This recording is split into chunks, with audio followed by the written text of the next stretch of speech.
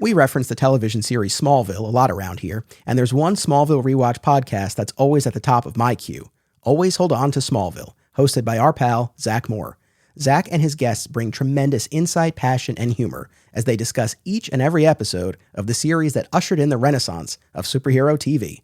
Listen to Always Hold On to Smallville wherever you get podcasts, and keep an eye out for the other shows under the Always Hold On to banner, including Arrow, DC's Legends of Tomorrow, Superman and Lois, and Star Wars. Aw Yeah Comics celebrates and promotes everything that is wonderful about comics, toys, artwork, and the joy they bring to people. Visit them in person at one of their 3 locations, Harrison, New York, aka my local comic shop, Skokie, Illinois, or Muncie, Indiana.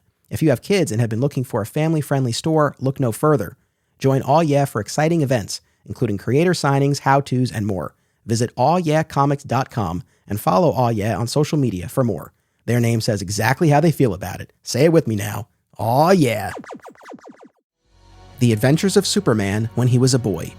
For decades, Clark Kent's history as Superboy, both in Smallville and the future with the Legion of Superheroes, was a cornerstone of the Superman mythology.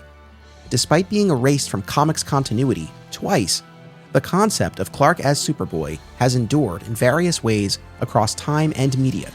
It also represents the largest unexplored piece of my Superman fandom. Until now.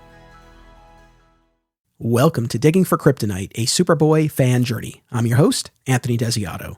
This week, we are looking at the final days of Pre-Crisis Superboy. First up, Rob O'Connor from the All-Star Superfan podcast returns as we discuss the miniseries Superman: The Secret Years, which chronicled Clark Kent's junior year of college and showed his transition from Superboy to Superman. Then, in the second part of this episode, I'm joined by Case Aiken from the Men of Steel podcast as we discuss the post-crisis storyline, The Greatest Hero of Them All, which tried to reconcile a post-crisis continuity where Superboy never existed with the Legion of Superheroes. It's a fun, big episode, and I hope you enjoy. Joining me to discuss the mid-80s miniseries Superman: The Secret Years is one of the hosts of the All-Star Superfan podcast, returning guest Rob O'Connor. Welcome back. Glad to be back. This miniseries here that we're going to talk about, written by Bob Rozakis, penciled by Kurt Swan, inked by Kurt Schaffenberger, this 4-part miniseries has been recommended to me on and off mic by a bunch of people since I started my deep dive into the Superboy chapter of the Superman mythology. And it's been on the list, and I've been excited to get here. And at long last, we're here, and I'm happy to have you along for this ride. Had you read this before? Yes, I have. Yeah, I read it probably 10 or 15 years ago now at this point, when I was getting big into the Superboy TV show, which I discovered through the internet. Like, there was all these fan websites and stuff like that. A couple of them pointed out that there was this mini series in the 80s called Superman: The Secret Years that focused on Superboy in college. And there was a couple of people that theorized that maybe this was the inspiration for the TV show, because obviously that starts out and he's in college and all that kind of stuff. So I read this like a considerable amount of time ago, but it was interesting going back to it for a number of reasons. But yeah, no, it's been kind of ruminating in my brain ever since then. Yeah. Yeah, I'm glad to finally be here. And to your point about the Superboy TV series, yes, in those first couple of seasons in particular, where they're at Schuster University, it's easy to look at that. And when you look at most of the comic book history featuring Clark as Superboy, you have those Smallville set stories where he's in high school. And so the TV series can feel like a departure, but then you look at something like The Secret Years and the In-Between Years backup segment that we can talk about as well. And you see, no, well, there are these instances of Clark's college days, and whether that was literally a direct inspiration on the people making the show or not, still there is that connection point there. And I do kind of like that. And just to kind of see where maybe some of those ideas could have come from was cool. That being said, I suspect that Elias Salkind probably went, well, we don't want to set it in Smallville. That's too small time. You know, we want to set it in a city like the movies. And see, there's a comic book series just like that where he's in college. Let's do that. I guarantee that they used this comic as an excuse as opposed to as an inspiration. And I say that with love for Elias Salkind, but a lot of that series is kind of what can we get away with? And I suspect that this kind of gave them permission to to set it in a more sort of urban environment. I think that's probably a fair assessment. But this was a 4-part miniseries that debuted in November 84 and concluded in February 1985. And it chronicles Clark Kent's junior year in college at Metropolis University as he's navigating his guilt over being unable to save Ma and Pa from dying after his high school graduation, navigating his college life, tragedy involving 2 of his roommates, a romance with the mermaid Lori Lamaris, the mystery of the Bermuda Triangle, and, of course, battles with Lex Luthor throughout, but particularly at the beginning and the end, all leading to this moment of him officially adopting the name, the title, the mantle of Superman, graduating from boy to man, ultimately concluding with him accepting a job with Perry White at the Daily Planet. I have to say, like I mentioned at the top, people have been recommending this because one of the things that's come up, you and I just talked about it last week in our episode that we did. And one of the sticking points for me is, well, if Clark is Superboy, does that not undermine the origin story and the moment of him becoming Superman? And so this here is a miniseries that tries to bridge that gap between Superboy and Superman. And I think for the most part, especially given the fact that we're talking, this was decades ago, Razakis originally wanted to do a 12-issue miniseries, maxi series, actually. Oh, wow. And it was only approved for 4, so a lot had to be truncated. And so within all of those confines, I think for the most part, it succeeds. I mean, how did you feel? I mean, we'll go more specifically, but just big picture, do you feel like this succeeds in what it sets out to do? So I think when I read it the first time, when I would have been sort of in my early 20s, I definitely did feel like, yes, this makes Superboy becoming Superman. It makes it a big moment. And it doesn't just feel like this arbitrary name change. Like he's actually coming to terms with a couple of things. He's learned a couple of valuable life lessons. I think maybe reading it now, you know, it doesn't quite hold up to my memories of it. But I feel like reading it back then is possibly more important because I was closer in age to the target demographic. And yeah, I think it's a satisfying enough graduation in terms of, and literally a graduation because he graduates at the end of the story from Superboy to Superman. Like he learns a lesson that makes him become a man. And I think that's important if you wanted to make a distinction between the two.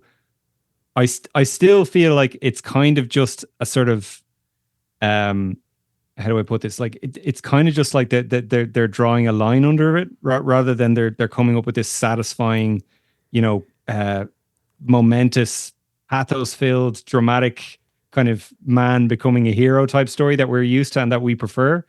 But I think it's the closest the Superboy concept ever came to that sort of more modern understanding of, you know, Clark becoming Superman through, you know, his meditations on life and his development as a man. I think it's probably the closest we have to that. And I do really admire this story for that.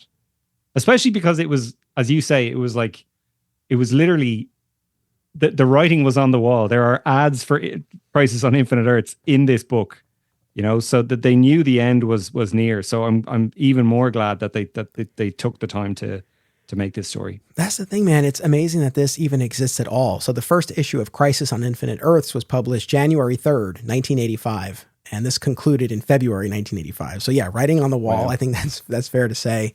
Yeah, I think for me, again, to everyone who was like, oh, just wait till you get to the secret years. I think this did a lot. It didn't accomplish everything that I think I needed or wanted it to in terms of that graduation level moment for Superboy becoming Superman. When we get to that actual moment in the climax of the 4th issue, it's after he's defeated Lex in battle and Lex admits defeat. He's like, you defeated me, Superboy. He's like, no, it's Superman now. And it's like, okay.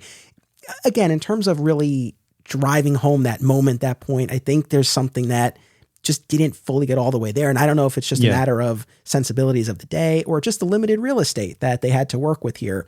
I don't know. But again, I think this still does accomplish a lot.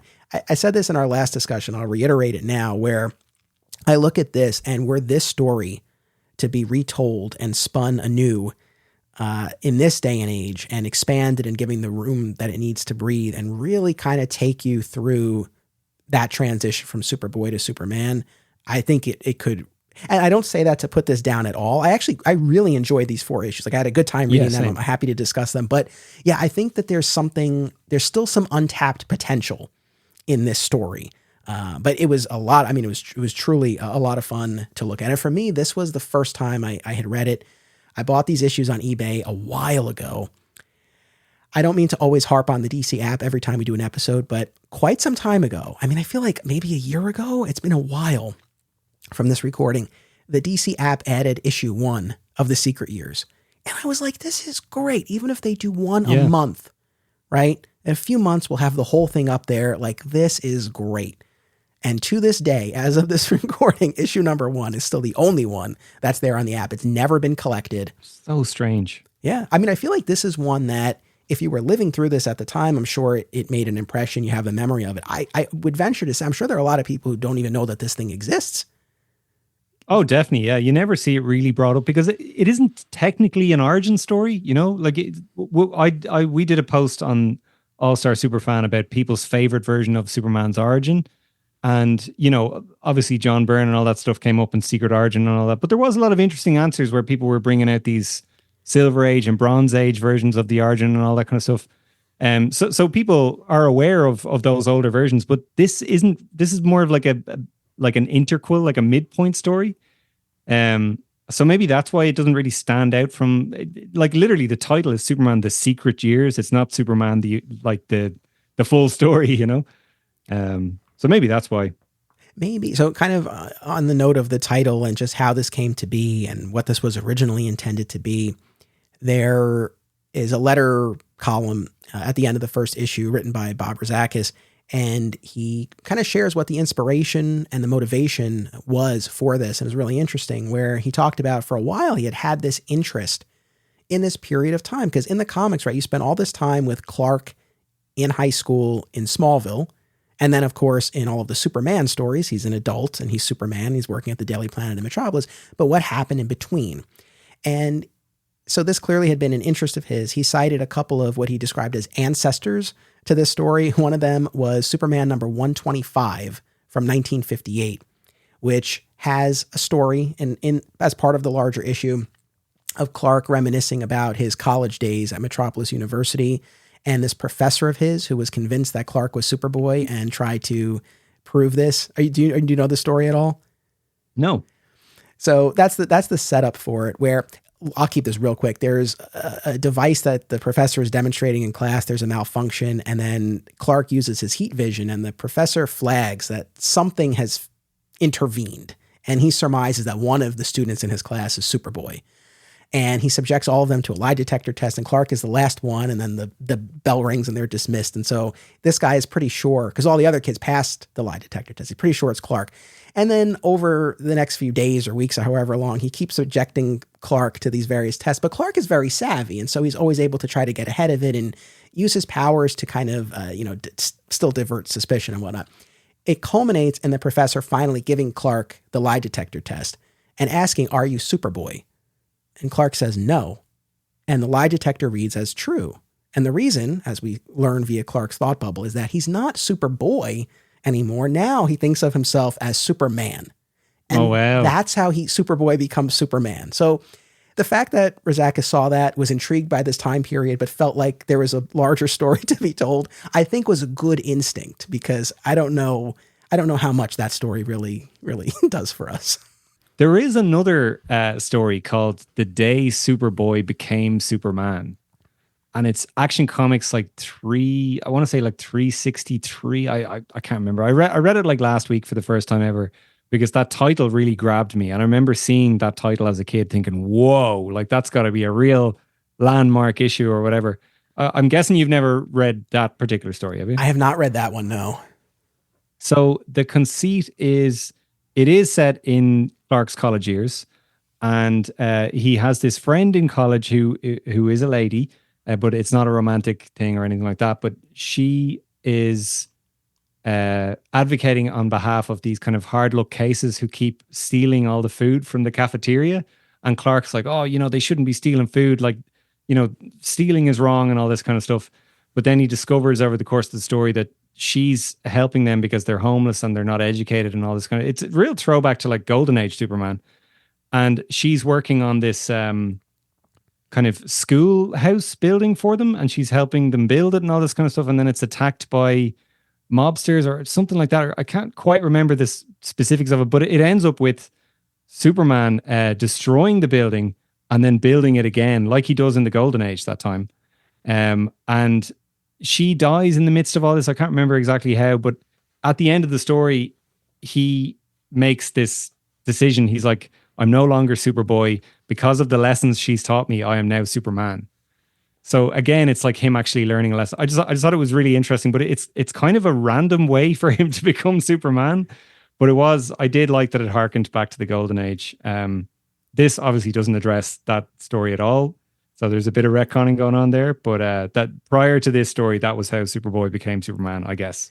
And similarly, Secret Years ignores the bit with the professor and the lie detector. So yeah, I mean, well, I'm glad we each had our own experience with an alternate earlier telling of him becoming Superman. So, I mean, on the one hand, I appreciate that there was this attempt, there was this instinct to try to account for this in some story. I think the versions that we got, again, just maybe didn't go into the level of depth and exploration that we would want to see. And clearly Razakis felt the same way. And so sort of the next step was he advocated for and wrote this backup feature between 1981 and 1982 called The In-Between Years, which ran in, I believe it was 6 issues of Superman.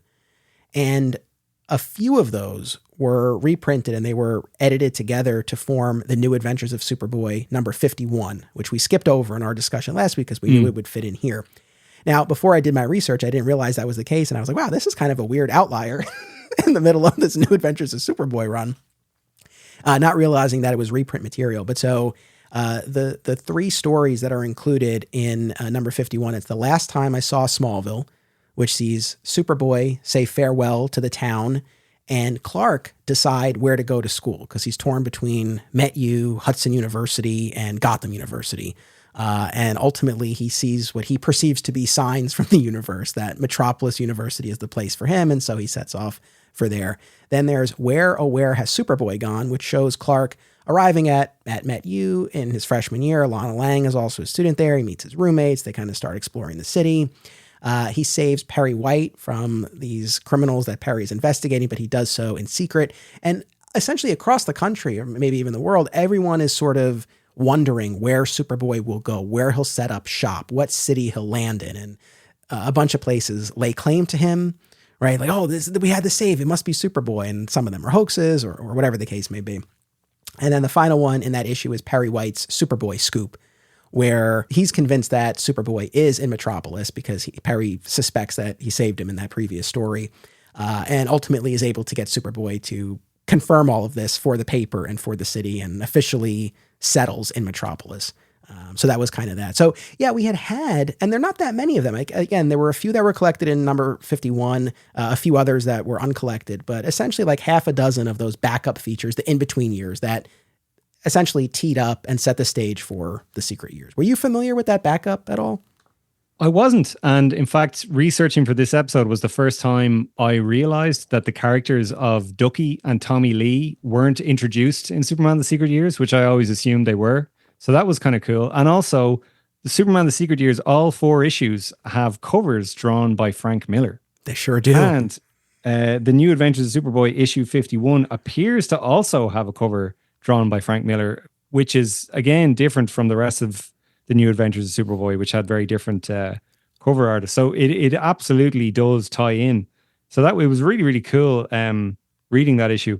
I will say that there was a lot of kind of Silver Age-ness in that issue that I didn't really care for. Like the idea of everyone in Smallville getting a slice of this giant cake because Superboy is leaving Smallville. And then they cherish the cake so much that they keep it as a souvenir. Like it just, and I definitely remember an issue. I want to say it was a Silver Age issue. Maybe it's like in the Fortress of Solitude or something like that. And there's like a slice of the cake on display. Do you know what I'm talking about? Yeah. Yeah, like it's a thing he keeps. It's a thing he keeps, and it definitely comes up again. I just thought, okay, that's a bit weird. And this whole business of like, where's Superboy going to go to college, and which city is he going to put his hat down in? It felt a bit too much like, okay, are we talking about like Superman, the superhero here, or are we talking about Elvis Presley or something? Like it felt like they were talking about a pop star or like a celebrity rather than like. It's like LeBron. It's like LeBron James and all that business about like what team. Yeah, it felt who's he very going to much like sign that. for? Yeah. You know, it just felt a bit odd and superfluous. Really strong issue though, and really cool. And again, I thought it was great that those characters show up there. And the Perry White, like, just can't get enough of Perry White in these comics. Like, it's always fun seeing his kind of untold adventures as well. So that really enjoyed reading that issue. Yeah. Yeah, I mean, in the New Adventures of Superboy, both Perry White and then Detective Henderson make appearances. And in the Secret Years, you see the two of them collaborating. And we get to a point in the Secret Years where Superboy has disappeared and they're trying to figure out what happened. And the two of them working together, early days, like, it's great. Yeah. I love that dynamic and just kind of seeing these various pairings. That issue number 51 and those various stories that are collected there, I will say, one of the things that we've talked about when we kind of laid out the arguments for and against Clark as Superboy, one of the arguments against was, come on, we're really stretching the suspension of disbelief here. This idea that both Clark and Superboy leave Smallville and set up shop in Metropolis at the same time. But in the story's defense, they do account for that, right? Where Superboy specifically bids farewell to the town a few days before Clark actually leaves. And so you have this brief interim period where Clark is in this house all by himself, mom and pa are dead. He's trying to decide what school to go to. He's hid his suitcases in a cave outside of the town. This kid ends up discovering them, who's run away from home, and then he gets kidnapped, and that's what spurs Superboy to action. And the kid, I think, is wearing a Metro's sweatshirt. That's right. Right, and his name starts with M. So these are the signs that Superboy picks up on, that's the school he should go to. But I like the fact that they tried to Superman is so superstitious. Like I remember an issue where it's like Strange. She's got it's the Laurie Lamaris issue. It's like she's got the same initials, LL. That name, those initials keep coming up again and again in my life. It must be a sign. Like, he's so superstitious about everything. I know. But I like that they tried to account for that. And I'll just say too. Yeah. Absolutely. Big picture, I think the idea to try to mine this territory in the character's life. We've had so much time in the pre-crisis era with Clark in Smallville in high school. I mean, when we go to those earliest Golden Age stories that we talked about, he's just a little kid. But as we get deeper into, even in the Golden Age, right, he's older, he's in high school, and we're in that mode for so long.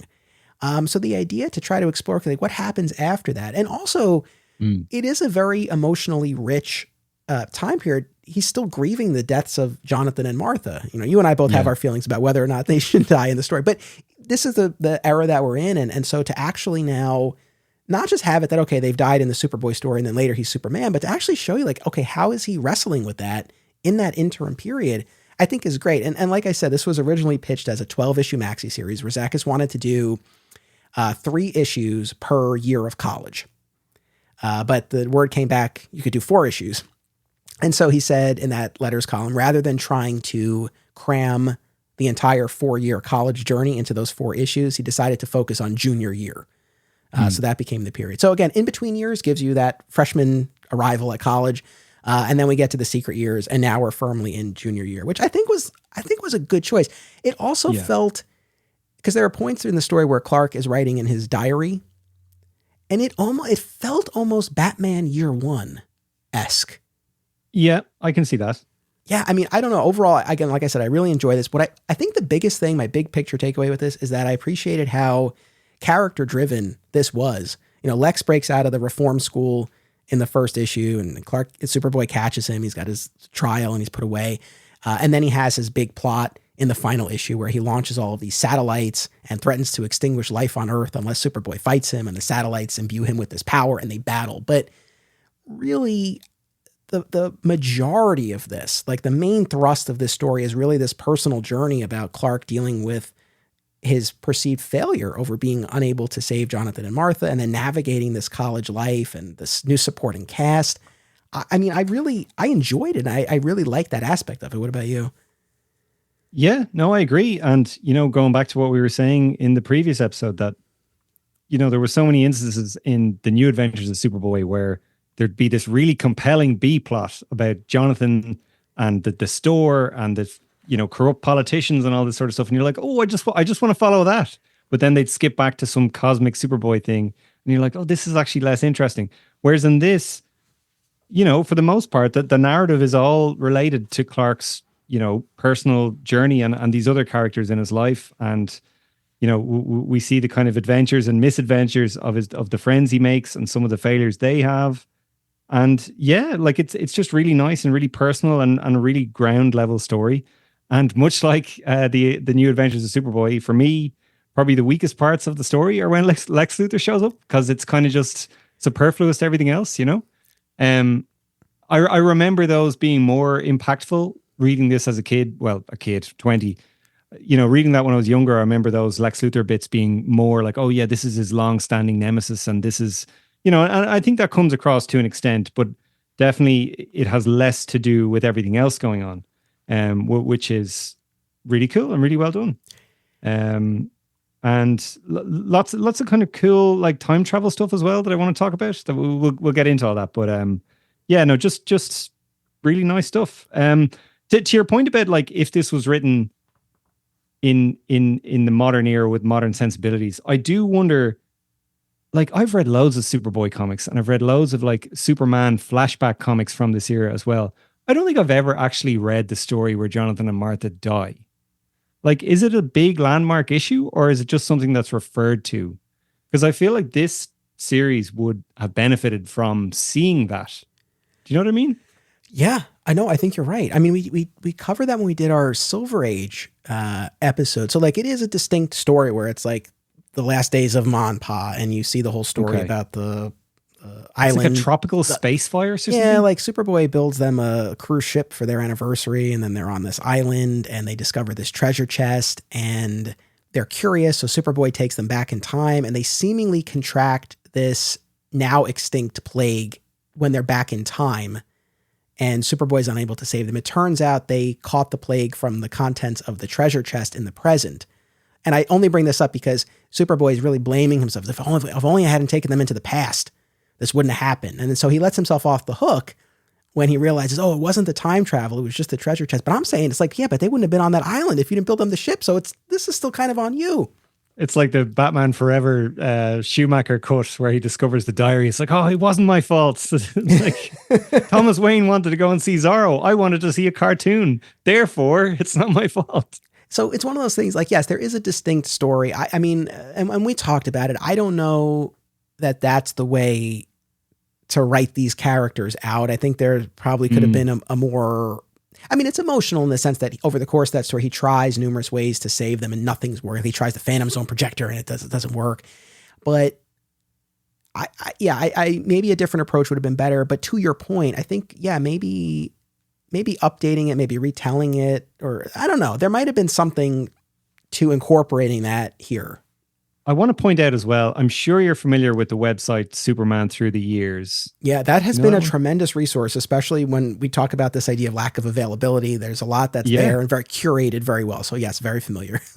I definitely read a short prose story on that. I don't know, was it written, because I know Elliot S. Magan has written all these amazing prose stories. He wrote Starwind's Howl, which if anyone hasn't read that, it's like an incredible crypto short story in prose form. It's amazing. And he wrote Luther's Gift, which is also really good. Not quite as good, but I definitely remember reading a short story on that website about the night that Jonathan and Martha die and the effect it has on everyone in Smallville. And like it, you see Lana and you see even Lex in the reform school has this moment of, oh, this is a terrible loss. And they were always really nice to me in spite of all my wicked ways and all this kind of stuff. I feel like something like that would fit really nicely in here. Just at the start of the story, just to really set the scene of like, we've lost these people, as opposed to just this like event that we that we hear about, but never see, that kind of way. No, I do, because their death is such a driver here. Yeah. Clark continues to have these nightmares where he's haunted by their ghosts and these scenes where he's unable to save not just them, but the other people in his life. There's a plane crash in the first issue nightmare that he has. So this is something that is haunting him. And I think maybe kind of tying that in a little bit more directly would have helped, especially since if we had seen Monpa's demise in that New Adventures of Superboy series that preceded this miniseries, maybe you don't need it as much. but you don't see it there. So it just kind of becomes this thing that's mentioned, and it's just kind of alluded to, this past story that you and I are referencing here. But yeah, there might have been something. I mean, I genuinely wonder what this series would have looked like at the full 12 issues. I mean, maybe it still would have skipped over this, but I think there, you imagine there are, numerous concessions that had to be made in order to kind of get this to fit into the 4 issues that we're talking about here. But because the big thing, the reason I say that as well is like, they weren't afraid of changing things in this and retconning things, because the Laurie Lamaris meeting is somewhat different to the original story. If I'm not mistaken. Do you know what I mean?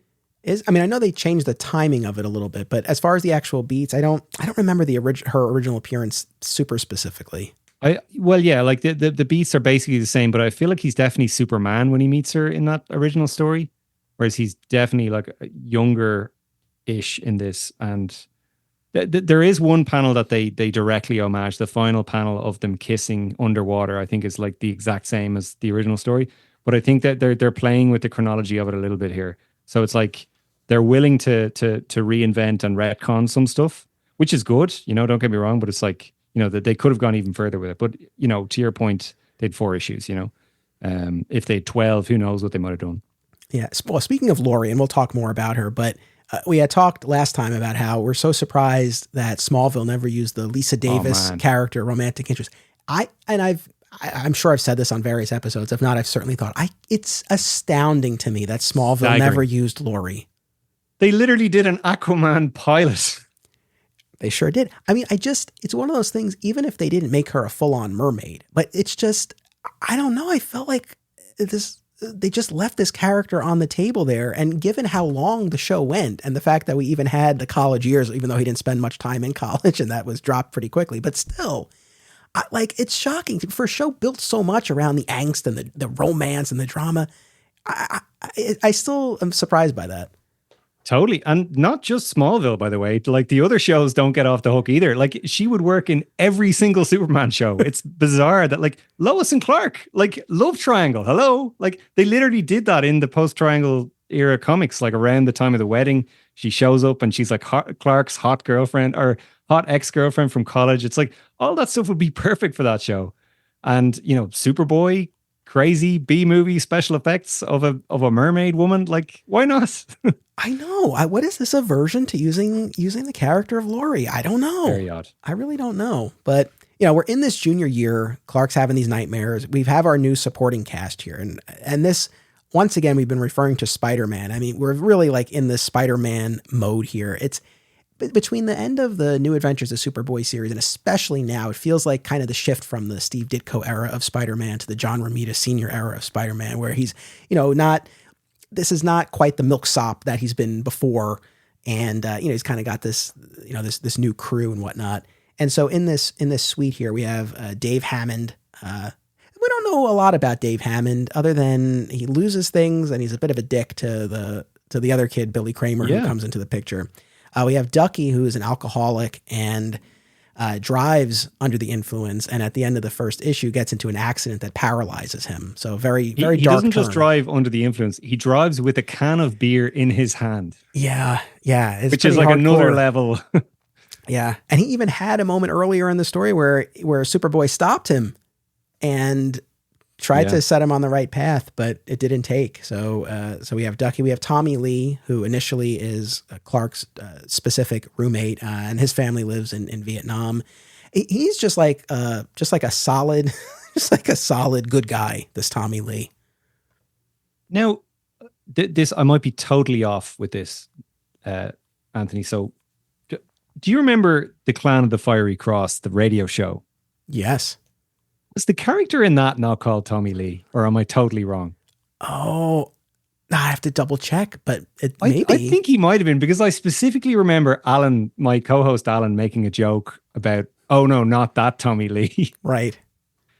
So I feel like he might have been called that, and this might even be a callback to that, because the whole thing was in that story was that, he was from an Asian family, and they were the target of a race attack and all this kind of stuff. So this could literally be a callback to Clan of the Fiery Cross. Maybe. Oh, that's wild. Yeah, I had not made that connection. Very interesting. Who's not here? I could be totally off with that. It could be something totally different. I just remember that joke in my head. It's like, why would Alan have made that joke? And it must have been that episode. So Gotcha. Someone we don't have here is Lana Lang. Yeah. Yeah, she transferred to Hudson, I believe, and just doesn't make an appearance in this, which is surprising to me. I didn't necessarily miss her. And again, we had Lori, so that gave us something to work with. But yeah, I don't know. No Lana. Hudson University, by the way, is where Dick Grayson went to college, if I'm not mistaken, in like kind of 60s comics and stuff like that. Yeah, that's a good. Yeah, Hudson University. That's one thing I've noticed. Certain TV shows, right? Like sometimes they'll use the name of a real school, other times they won't. And in particular, when it's like, the professors are criminals, like usually that's an instance where they won't use the real name. I feel like Hudson is one that comes up, especially when we're talking about like Law and Order, or I feel like White Collar, the show White Collar with Matt Bomer, like they did that as well with Hudson University. But anyway, no Lana here. But we do get, as the story progresses, we do get the arrival of this young Billy Kramer, from Smallville, who Clark didn't know, but he shows up, he introduces himself. He's like, oh man, my parents told me I should, come seek you out. Like you could look out for me, essentially. And Dave Hammond, one of the other roommates, he comes to call Billy a Shadow, because this guy is always seemingly just kind of like following Clark around. He doesn't really say a lot. It turns out he's writing these letters to his parents, talking about all of these fun times he's having with Clark that are not happening. And when the parents show up and Clark meets them, he kind of goes along with this. He figures out that, okay, Billy's been telling all these tall tales about our great friendship, where really their interactions were pretty fleeting. This whole Billy Kramer storyline went in such an unexpected direction for me. I mean, what were you expecting out of this? And just kind of, what was your read on this overall? Yeah, it was a little bit odd, the whole fictitious friendship thing, and then some of his interactions, like coming back to the whole "if this was written now" thing. I'll throw it to you. What do you think would have happened if this was written now? I mean, so reading and again, I was reading this for the first time. I thought one of two things. Initially, I thought it was a plot of some sort. Like I thought that there was something sinister afoot. The other thing I thought was that he was gay for Clark. Yeah. Like if this was written now, he would be in love with Clark Kent, and they just make that a thing, and then Clark would have to let him down gently, and it would be that'd be fine. So certain scenes read that way. The other thing I was thinking was, like, he's this blonde man from Smallville. Like, was this supposed to be Pete Ross, and then they wouldn't let Bob Rozakis use Pete Ross, so he created this new character? Did that? I mean, it would have made more sense. I'm glad you brought that up, because that was something that crossed my mind. So the big turn, I would say, in this miniseries overall, but especially if we're talking the Billy Kramer part of it, is that, eventually after Ducky's accident and he's paralyzed, he can't live on the 8th floor where their suite is. Billy ends up moving in, and he ends up switching with Tommy so that Billy and Clark can be roommates. And eventually Clark decides to reveal his secret identity to Billy, which I was really floored by. And as he's doing it, he even says to Billy, maybe I should, or you might expect me to tell, Tommy, who I have no longer, or Pete Ross, my best friend from Smallville, but, I'm telling you, essentially, because over the course of that issue, you do see Billy, kind of be there as a sounding board for Clark. There's this college bully named Steve Power who tries to pull this prank on Clark and mess up his chemistry experiment to essentially create like a stink bomb and make him smell disgusting, have to take his clothes off. And Billy intervenes, right? And essentially takes the hit for Clark.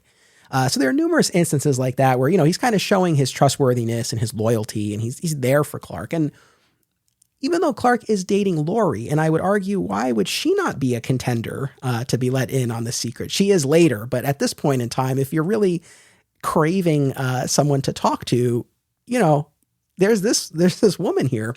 Yeah. But what I did like about this is, it reinforces, really hammers home, this is a Clark without his parents. Without these two parents, they've been a team. They've been a unit, the three of them, and they're gone. Like, he has no one to talk to. He has his diary, but not anyone he can share this with. So he tells Billy. But yeah, to your point, I mean, this could have just been Pete Ross. Ultimately, Billy dies. We'll talk about how that happens. And I suspect, like you were alluding to, that's maybe why it ended up not being the case, because they didn't want that to be Pete.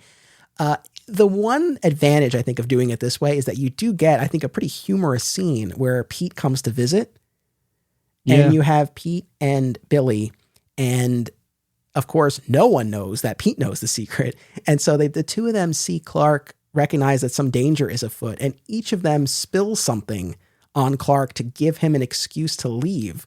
And he's just like, essentially, like, what's with you guys? So it's a very funny moment, but is it worth it? I don't know. There's a bit where he's like, I know what Billy's doing, but I didn't expect this from Pete. Yeah. And I think reading that, when I was much younger, I must have been like, wait, what? Surely doesn't he know that Pete knows? So that answers that question now. See, that's where you needed that flashback panel of them in the tent.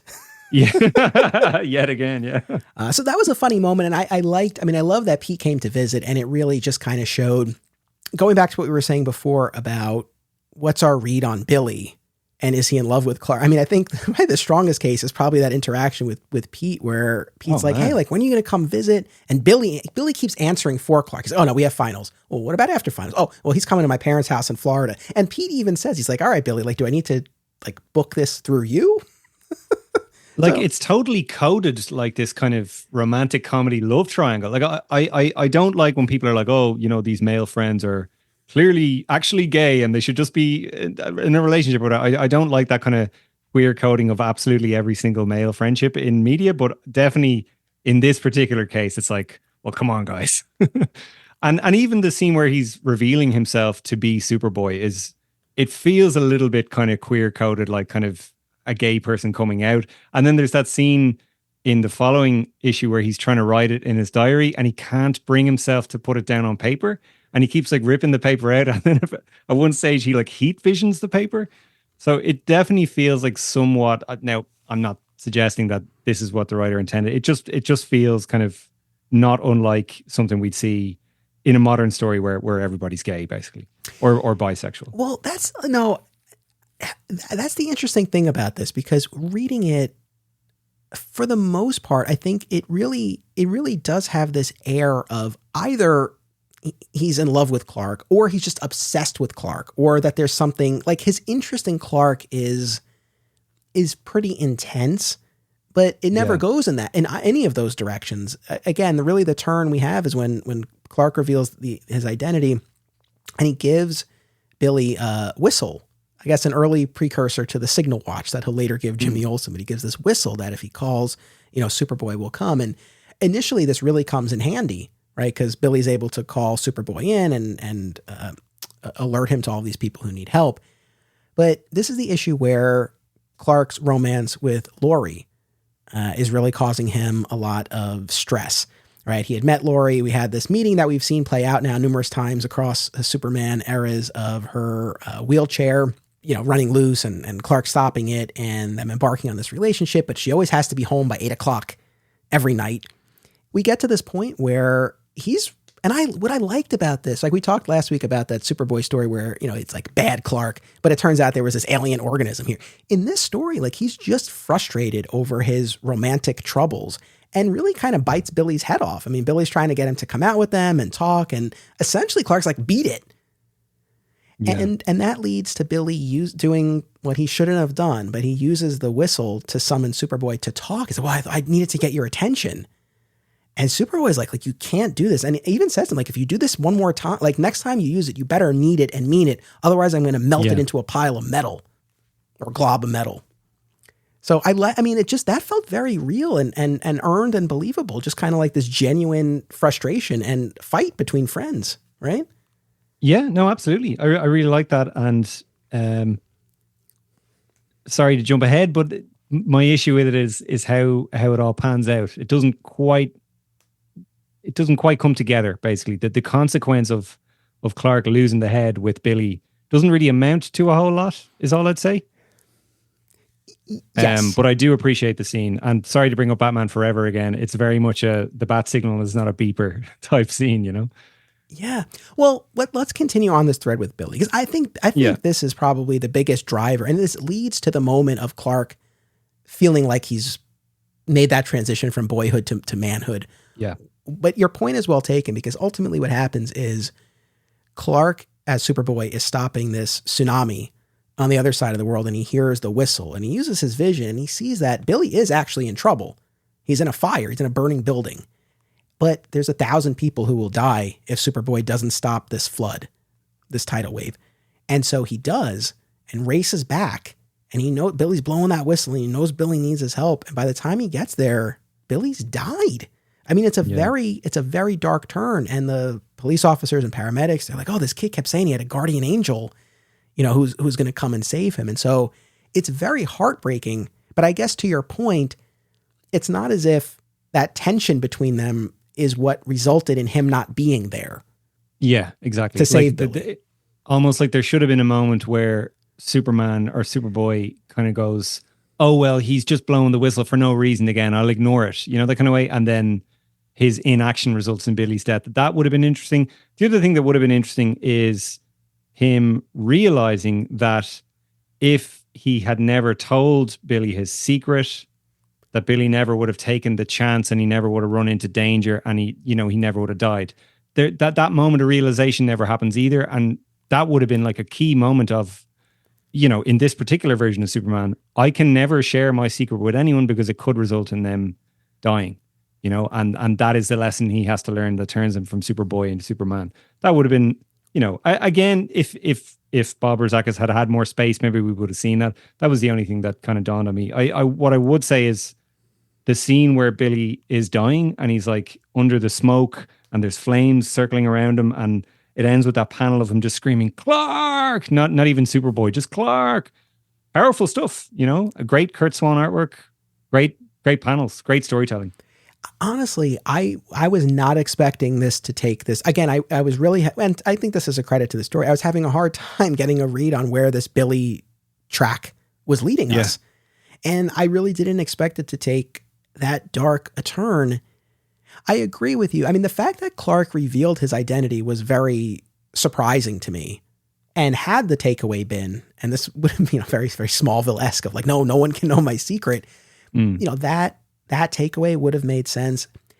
A part of me wonders, I don't think this was a matter of, they ran out of space. I think this was a deliberate choice to have it play out the way that it did. Because if it had been that Clark didn't listen initially because he was mad or because he assumed that this was just another, boy who cried wolf sort of thing, or just trying to get his attention, then I don't think he becomes Superman. I don't think that gives you that moment. Because ultimately what happens is in his grief, Superboy retreats from Metropolis, from society. He's holed up in, I guess not fully his Fortress of Solitude, but we had an issue of New Adventures of Superboy where he built this hideout in the Himalayas. So I think that's probably where he is, where he's got his statues of all of his supporting cast members.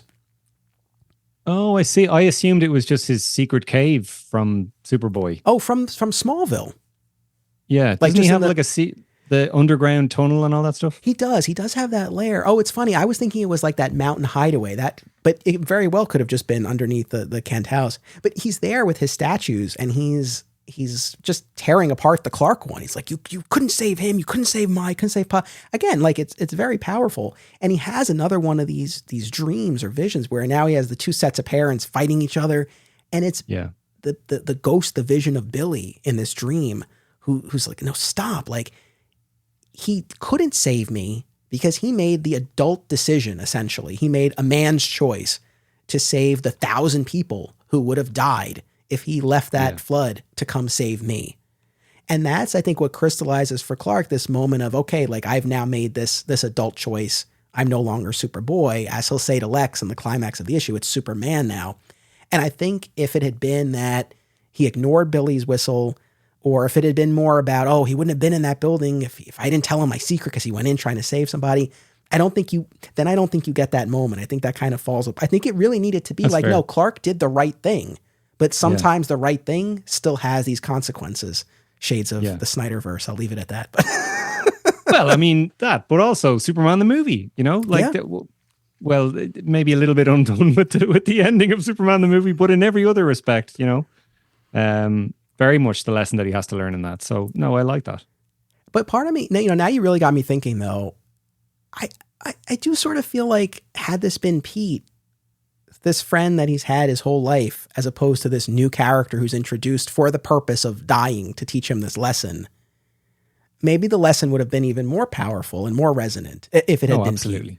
So especially like Crisis on Infinite Earths is literally about to happen. Like, what was the big deal killing off a major character? Yes, I know. I think this should have been Pete, and I think Lana should have been in the mix as well a little bit. Even though we did have Lori, but yeah, I mean, that's kind of the Billy piece of this, which I think really ties all of this together. And going back to what you were saying about Lex, I agree. I think Lex in this feels pretty perfunctory. He breaks out of the Soames Reform School. He hatches a very Gus Gorman-esque plot to steal money from the banks. No. Where, oh, yes, you're right. Right, because they have this new computerized system. Sorry, I was just thinking about the weather satellite. I was like, oh, no, but you're absolutely right. Right, yeah, but they've got this new sense. computerized banking system, and he's able to make these calls that essentially trick the banks into depositing money into his account that then he's able to legally withdraw until they figure out, that he's actually been siphoning off all these funds, and Superboy nabs him, and he has this trial. And then, like we talked about in the climax, he has this whole business with the satellites and this physical conflict because he's imbued himself with all of this energy, and he has this battle with Superboy. And the reason Superboy comes back, because again, he's removed himself from the situation, but they had recovered Billy's whistle, and Perry White uses it to call in Superboy and gets him back in the game. So yeah, I don't know. The Lex of it felt kind of perfunctory. And the thing about it that's kind of disappointing is this could have been Lex's boy to man story as well. And I think maybe that's what they're hoping that this accomplishes, but I don't know that it really gets us there. Not really, no. Like the only evidence we're given that Lex is any older is the very start of the story where Superboy has apprehended him again, and Lex goes, okay, so back to Soames Reform School, I take it. And he's like, no, you're 21, you're going to a maximum security prison. And that's it. I know. That was a bit of fun.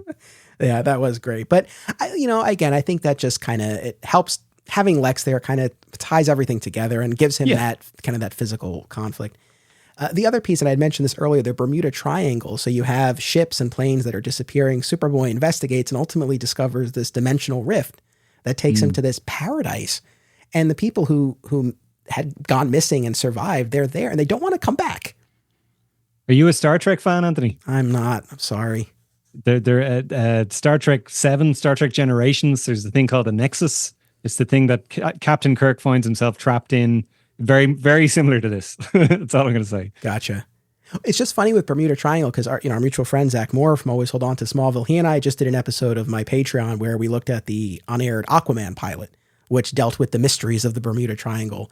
And then he, on his Patreon, with another mutual friend of ours, Matt Truex, they did a whole episode pitching what the first season of Aquaman could have been. So cool stuff. I hope people will check out. But so it was just funny, like Bermuda Triangle has been on the mind. And then we had this bit here. I don't know how much this adds other than you do get the point where Superboy goes there to kind of hide out until he's summoned back with the whistle. Yeah, no, I kind of, and again, it's something I remember sticking in my head a little bit more that, he's retreating away from his problems. And, that's not a Superman thing to do. And so it almost illustrates that he's not ready to make that jump just yet. And then when he emerges from it again, it means that he finally is ready. But he sort of just superfluously leaves. If you make it like, it isn't like a grand character moment where he realizes, no, actually, I do need to go back to the action. Like he hears the super whistle through the Bermuda Triangle, and that's the thing that propels him to leave. Again, if it was written in a modern style, I feel like that's the thing that would be different. But no, I thought the Bermuda Triangle thing was cool, and they go to great lengths to illustrate that the people that are trapped there don't want to leave, to the point where, like, he even says, well, you've got families, and they're like, yeah, well, we've been gone so long now that, that we figure that they've gotten over us or whatever. So we don't want to complicate things by returning. We're happier here. And we've been thinking about this for a long time.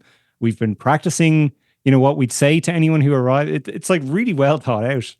I want to read more about this Bermuda Triangle. Yeah, like they got their whole thing going there. I was waiting for when they're like, we've been here so long, I was waiting for Superboy to be like, you just disappeared a month ago. Like, you guys could come back. They're like, nope, it's been too long. Yeah. But yeah, no, they definitely have their own thing.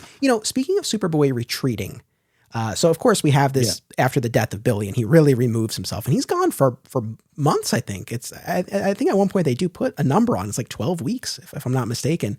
But the other element of retreat that I think is really interesting here is he retreats to the past. So like I said, I think a big driver in this is this guilt. He couldn't save Ma and Pa. And in the first issue, there's Parents' Day. And so you have the parents of his roommates coming to visit, and this is very hard for him because obviously his parents can't. But as Superboy, he can pierce the time barrier and travel back in time. He can't occupy the same physical place as his past self, as we've learned, but he's able to sort of be this phantom and just kind of observe a dinner in the Kent family kitchen where they're talking about, oh, we can't wait until your high school graduation. We'll always be here for you. It's really heartbreaking. No, absolutely. And going back to something I said earlier on, I was not aware that this business of traveling back in time and becoming a phantom and not being able to influence anything in the past, I always thought that was an exclusive concept to this story.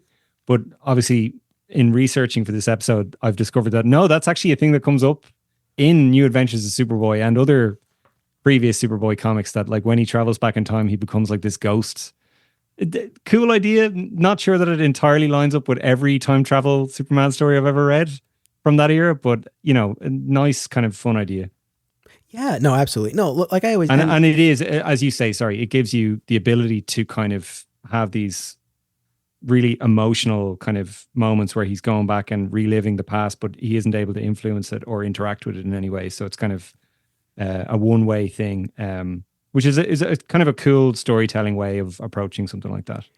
And I mean, here's the thing, like we keep saying, if you're going to kill Monpa, I mean, do it in a way where you're able to mine from it. And what I like about this story at the beginning and the end, you get two very different spins on the time travel. Because in the first instance, it's really in his grief and the struggle that he's having with Parents' Day, and he goes back and it's more of a somber affair, his time travel.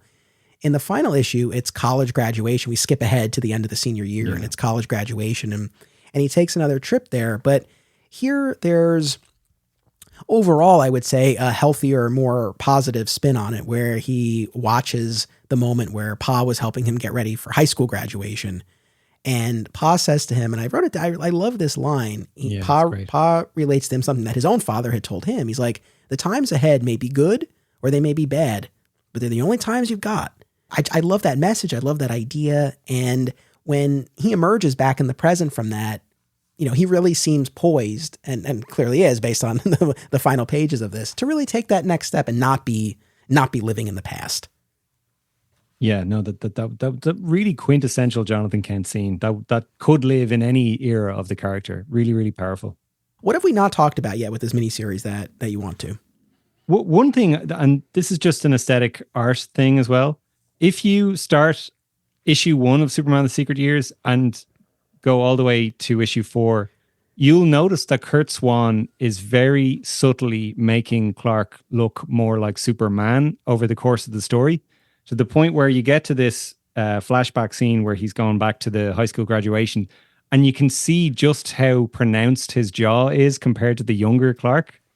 And it's really, really cool the way he does it. And I think one of your previous guests alluded to this, that like in the Legion of Superheroes book, Kurt Swan was really, really good at giving people specific facial characteristics and not just making everybody look like the same person, which, you know, is a problem I have with a lot of comic book artists.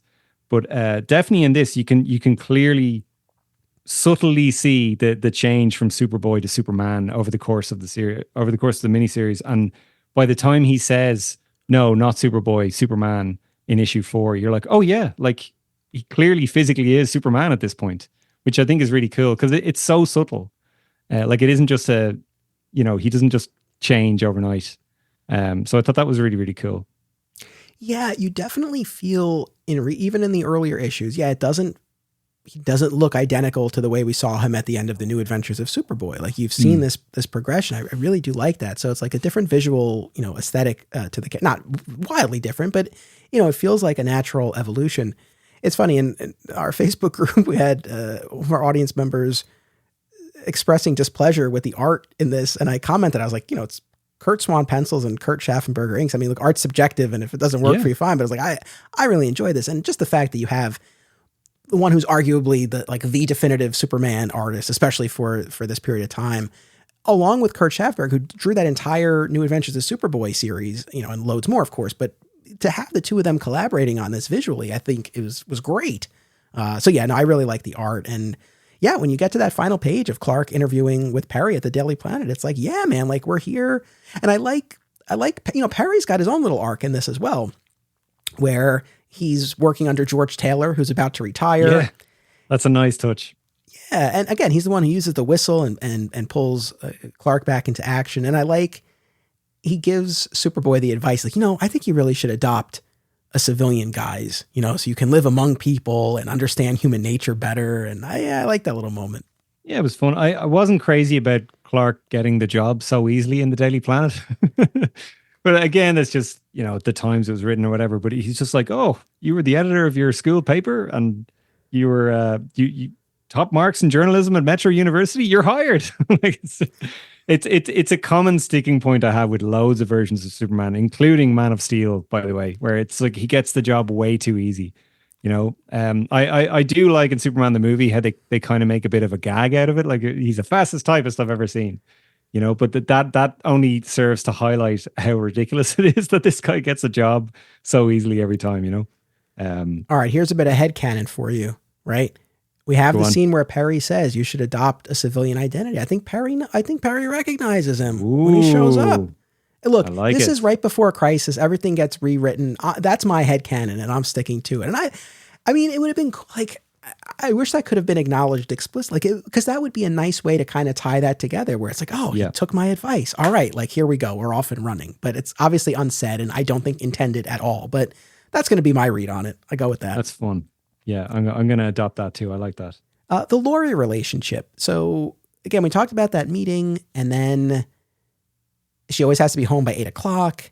And, we have Clark propose, and she reveals she knows he's Superboy because she's telepathic, but she has to go back. He uses his X-ray vision. He sees the water tank where her bed should be. He doesn't say it at this point, but he's put it together that, oh, she's a mermaid. And then later this is explicitly confirmed, and the two of them have a team up where they perform this rescue in the ocean and they work together, but ultimately both realize they can't be together. Why? What? Yeah, I don't know.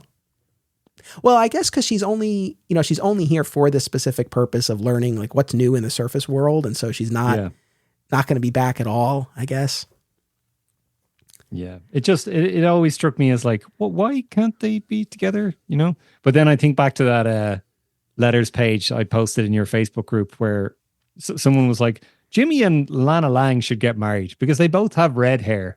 And the editor's response to this was, no, they are incompatible because Lana is several years older than Jimmy. It's like, so if that's the kind of logic we're working with, then fair enough. Okay, someone with literal like a mermaid tail is probably incompatible with a Kryptonian.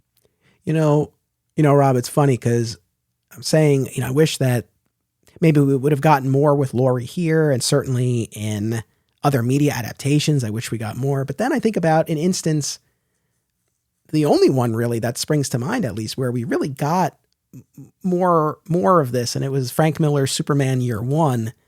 And I still haven't read that. And I say to myself, you know what? Maybe we get about as much Laurie Lamaris as we should, and we leave it at that. Oh, God. You've really piqued my interest now. Ooh. You should give it a read at some point. It's just out of curiosity. But yeah, I mean, I don't know. I feel like we've kind of covered it. I know we mentioned Steve Power. He's kind of like the Bashford without any redeeming qualities, at least at this point. I mean, had this been 12 issues, maybe we would have seen some layers to him. But essentially, Clark, kind of one-ups him in a football game, an interdorm football game that they play, and he vows revenge, and he tries a couple of pranks that just backfire on him. But, I mean, that didn't really necessarily go anywhere. But like we said, it did provide Billy a couple of opportunities to be helpful. Yeah, it's just kind of college-antic stuff, isn't it, really? Like, it doesn't really play into the story in a considerable way. I was kind of hoping that Dave would have a little bit more of a redemption arc, and that he'd sort of learn to appreciate Billy a little bit more. Like, we don't even get a funeral for Billy. Like, we see Superboy at the grave, but it'd be nice to have a moment of Dave being like, oh, I gave him such a hard time, but he was a great kid, or something like that. But yeah, like, it's fine. Yeah. No, for 4 issues in truly the waning days of the pre-crisis era, I'm glad that this exists and that it accomplishes what it was able to. And it's so easily could not exist is the other thing. Like they so easily could have gone, well, who really cares about that? We have this big change coming down the track. Like, why would we bother, giving this real estate to something that people are about to move on from in such a significant way? So like, it is so cool that they really thought to put time and effort into this, I know, you think about it, what a shame it would have been to get through the entire pre-crisis era and you never got this. I mean, the only stories you would have of the transition from Superboy to Superman are those couple that we talked about, which are something, but maybe leave a bit to be desired. Yeah, a bit random, a bit, just kind of these one-offs, as opposed to a dedicated story. So yeah, it was cool. I really had a great time with this. I appreciate you coming along for the ride. Is there anything else you want to say before we sign off? Not really, except that, I really liked rereading this. I think it's important that people do. It's, again, going back to what I was saying about origin stories earlier on, it isn't, technically speaking, it's not a Superman origin story, but I feel like it lives in that world, and it should be read amongst those other stories in a way. And definitely, if you have any passing interest in the Superboy TV show, either by coincidence or design, I think this is an important chapter in the history of that as well, and it's important to read this for that. But no, yeah, it was a great excuse to reread this, and I would encourage people to check it out. And again, just going back to what I was saying with New Adventures of Superboy, I think you can really feel that shift where they're trying to not only emulate Marvel a little bit, but also try and push things in a direction that we would eventually see culminate in the post-crisis version of Superman, where it's far more character-driven. They're not afraid to tell kind of more grounded stories, and you can really see them kind of heading in that direction with something like this as well. I think there are some important building blocks that are here in this and in that preceding New Adventures series that I think laid an important foundation for the modern era stories and aspects that we do gravitate toward. Again, for everyone who's been saying, "Oh, wait till you get to this miniseries, wait till you get to it," I don't know if it does quite as much as some of those folks have said, but it does a lot. And I'm really happy to have read this, and I love that it exists. Yeah, I'm pretty much there with you as well. I think Superboy to Superman will never be the same as the momentous moment in John Byrne's Man of Steel or Birthright, or Man of Steel the movie, or Superman the movie, where this ordinary farm boy decides to become this superhero. It's a momentous call to action that is just not quite the same as this guy who's been a superhero since he's 8, deciding to go, right, well, today's the day I'm going to change my name. It'll never quite be the same, but I think this story does lend it some level of kind of gravity. No pun intended. So I appreciate it for that. Especially, and this has come up before, especially with the same identical costume. I think that's another thing too. I think if he were in some sort of proto costume as Superboy, and then maybe he's off the board for a while and then he emerges. Again, I think there are ways to do this, but when it literally just comes down to, and here's the other thing too, not to pick this apart. It's just the fact he's already in Metropolis, right? He's already established, he's public in Metropolis. So he's already in the city, in the costume. And so I think when it gets reduced to just the name changes, then I think it's harder. I think if he arrives in Metropolis, he's in some kind of a different costume and he's Superman, then I think we have a little bit more to cook with. But still everyone knows who he is, and there's no kind of like first appearance or anything. There's all these hallmarks that I'm so used to that are kind of just erased when Superboy is in the equation, But like, again, I get why people like it. And reading these, especially New Adventures of Superboy, you're like, well, there's something to this. And I can understand why, if you were reading these stories about Lisa Davis and about Jonathan running for city council and all this kind of stuff, and then suddenly that's all just gone, I can understand why people would be so angry. And then obviously Legions of Superheroes and all that as well. So like, I appreciate that and I respect it, even if that's not kind of a passion I share. And that's why I'm excited. It'll be a little while until we get there, but when we revisit the post-crisis Jeff Johns tenure on Action Comics and Superman's Secret Origin, where Clark's history as Superboy is reinstated and he has a costume, but he's largely operating out of public view and in the future with the Legion. You're shaking your head, not on board with it. Don't like that one bit. So, well, it's just, go ahead. Go on. No, you go. It just, and it's a big part of why I don't like Secret Origin. It just feels like Jeff Johns trying to keep everybody happy and trying to lay down his action figures exactly the way he likes them. And it just doesn't really make sense in any narrative way. It just feels like, okay, we need the Legion of Superheroes to make sense. I like Superboy growing up. I'm going to do it in a way where we still have Superman's big first appearance, but he was also Superboy. It just feels like a mess to me. I've never appreciated that, and I don't care for those stories. What I will say is I had no idea that was the canon origin right now, and you kind of have pointed it out a couple of times on this, that like technically that's the origin that's canon. What I like about current Superman comics and Batman comics to an extent is nowadays they kind of just take a mix and match approach of whichever version you like is canon, and I appreciate that. Because like they don't rub your face in the continuity of it all, which I kind of like. Yeah, I do get the sense like that is the approach, and I think that works just fine. I mean, I couldn't say for sure, but I do stand by. I do think, and I'm gonna try to get an actual answer from somebody. But I genuinely think but here's the thing too. I don't even know how consciously or explicitly they even discuss and acknowledge this within the offices. I have no idea, but. After the Doomsday Clock, after all of this business, I do think, I think Secret Origin is still intact as the origin story, I think. But everything that you articulated, the issues that you had with Secret Origin, those are the problems that I've long had with it. And it's not like I'm going to force myself to like it, but I'm just curious now if I'll appreciate kind of this middle ground that it tried to strike. And here's the ironic thing, and I never would have thought that I would say this. I think the problem I'm going to have now with it is, if you're going to do Superboy, effing do Superboy. Do it. Like exactly. Really don't hide from it. Yeah, put him in the red sweater and he's in Smallville. He's got Chief Parker. Like do the whole thing, as opposed to he's in the costume but no one ever sees him. It's like, well, then why the hell is he even wearing it? I guess in case someone sees him. Anyway, we'll get there. But in any event, this was great. I had so much fun. I appreciate you coming on for the last one and this one. And we've mentioned All-Star Superfan Podcast. Anything in particular you want to mention to folks?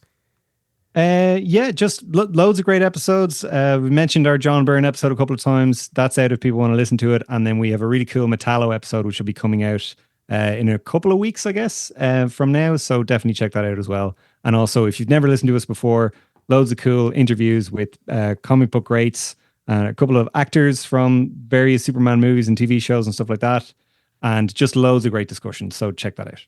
All right, everyone, check it out. And don't go anywhere, because right after this break, I will be joined by Case Aiken from the Men of Steel podcast, and we will discuss the post-crisis storyline, The Greatest Hero of Them All. We'll be right back. This episode made possible in part by educator, hobby comic book collector, and pop culture enthusiast Sam Lim. Sam is based in the South Jersey area and is looking to connect with other comics fans as well as retailers. They're also looking for comic shops to explore, so recommendations are welcome.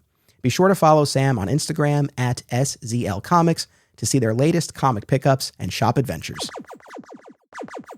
Fat Moose Comics is New Jersey's best and oldest comic book store. Established in 1982 and under new ownership since 2020, Moose sells a wide selection of comics from every publisher and time period, along with action figures, graphic novels, posters, statues, and more.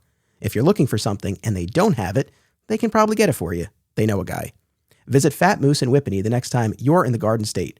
And be sure to reach out via the Fat Moose Comics Facebook page. Filmmakers and movie fans alike should be sure to attend these film festivals: Brightside Tavern in Jersey City, Hang On to Your Shorts in Asbury Park, Point Lookout on Long Island, and Round Reel in Bloomfield, New Jersey. Take it from an alum of two of them. Submission information for filmmakers, as well as details about the festivals, can be found at filmfreeway.com. Follow the festivals on social media for news about events, discounts, tickets, and more. Also, listen to the Hang On to Your Shorts and Cullen on Film podcasts, available via a shared universe network. And now, joining me to discuss the 1987 crossover storyline, The Greatest Hero of Them All, is the host of the Men of Steel podcast, returning guest, Case Aiken. Welcome back. Hey, thanks so much for having me back on, for talking about a story that I constantly want to like more than I do when I'm actually reading it.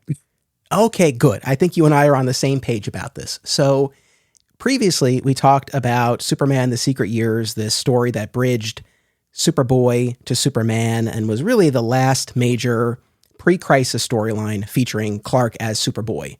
Then we have Crisis on Infinite Earths. And now we are in the post-Crisis landscape, spearheaded, of course, by John Byrne and the Man of Steel miniseries. And we are now in this version of Superman and the Superman mythology where he was never Superboy. His powers developed as he matured, and then as an adult, he dons the costume for the first time as an adult and becomes Superman. But we have a little bit of a problem here because, as we all know, the Legion of Superheroes was inspired by Superboy, the legend, the idea, the inspiration of Superboy. And Superboy, via time travel, had all of these adventures in the 30th century with the Legion of Superheroes.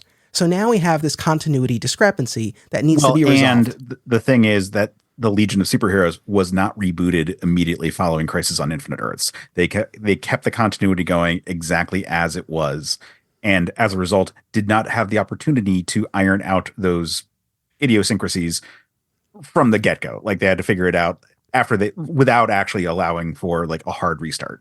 Yes. So we have a little bit of a problem here, and DC eventually, I guess, recognized this, and we ended up with this 4-part storyline in 1987. Now, I guess before we get more specific with this, in some way, shape, or form, I've been asking every guest who's come on for this Superboy event to kind of share their thoughts about this idea of Clark as Superboy. And maybe the way that I'll frame it that'll be most relevant to this conversation that we're having here, although feel free to take it in whatever direction you'd like, this decision to excise Clark's history as Superboy when we get into the post-Crisis Man of Steel territory. I guess thoughts, feelings on that? Like, do you think in retrospect it was the right call as we're streamlining the Superman character and bring him into a more, kind of more approachable, accessible model? Was this the right call, or was this a misfire? So I certainly understand the impetus to make that call. We're fans of Smallville here. Like, the idea of having like kind of a more like reclusive Superman in his youth is a logical kind of step. Like, the idea that he would go out and do these things but hadn't really been spotted in public, and that's why it's more of a gradual progression of like the world being comfortable with superpowered beings, as opposed to, just all of a sudden there's just a teenager with all these powers that is like a very public figure. I get why that feels like a good idea, and I don't necessarily fully disagree with it. I think that there's been plenty of great works that have incorporated that concept, like Superman the Animated Series works very well with that. Obviously, like I just said, Smallville. So you certainly can make that all play, but I do feel that by omitting that sort of portion of Clark's life, you effectively create the first few years of Superman's career as being the equivalent of the Superboy career. Like, from the point he becomes revealed, and the fact that we still have Ma and Pa Kent, and that he's a Superman who has a learning curve at this point still, like, that creates a character who is effectively going through the journey of Superboy, regardless of like what his age is and what they call him. So you're not necessarily like gaining anything. You're really just sort of allowing your character to be more of a man-child who is going through the experience of it all. At the very least, for the Man of Steel miniseries, if not the actual like Superman comics that came out at the time.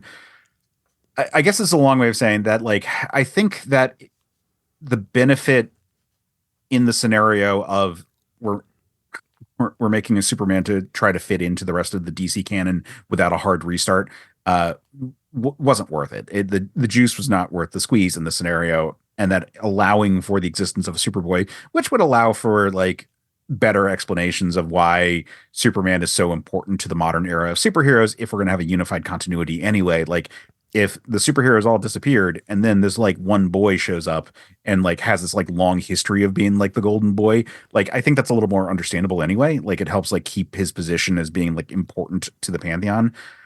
Well, so yeah, I think that Superboy, it was a mistake, but we've all gotten used to that version, and in a vacuum, it's totally fine. The Golden Age Superman not being Superboy, totally fine. Man of Steel, totally fine that he's just like a wandering character.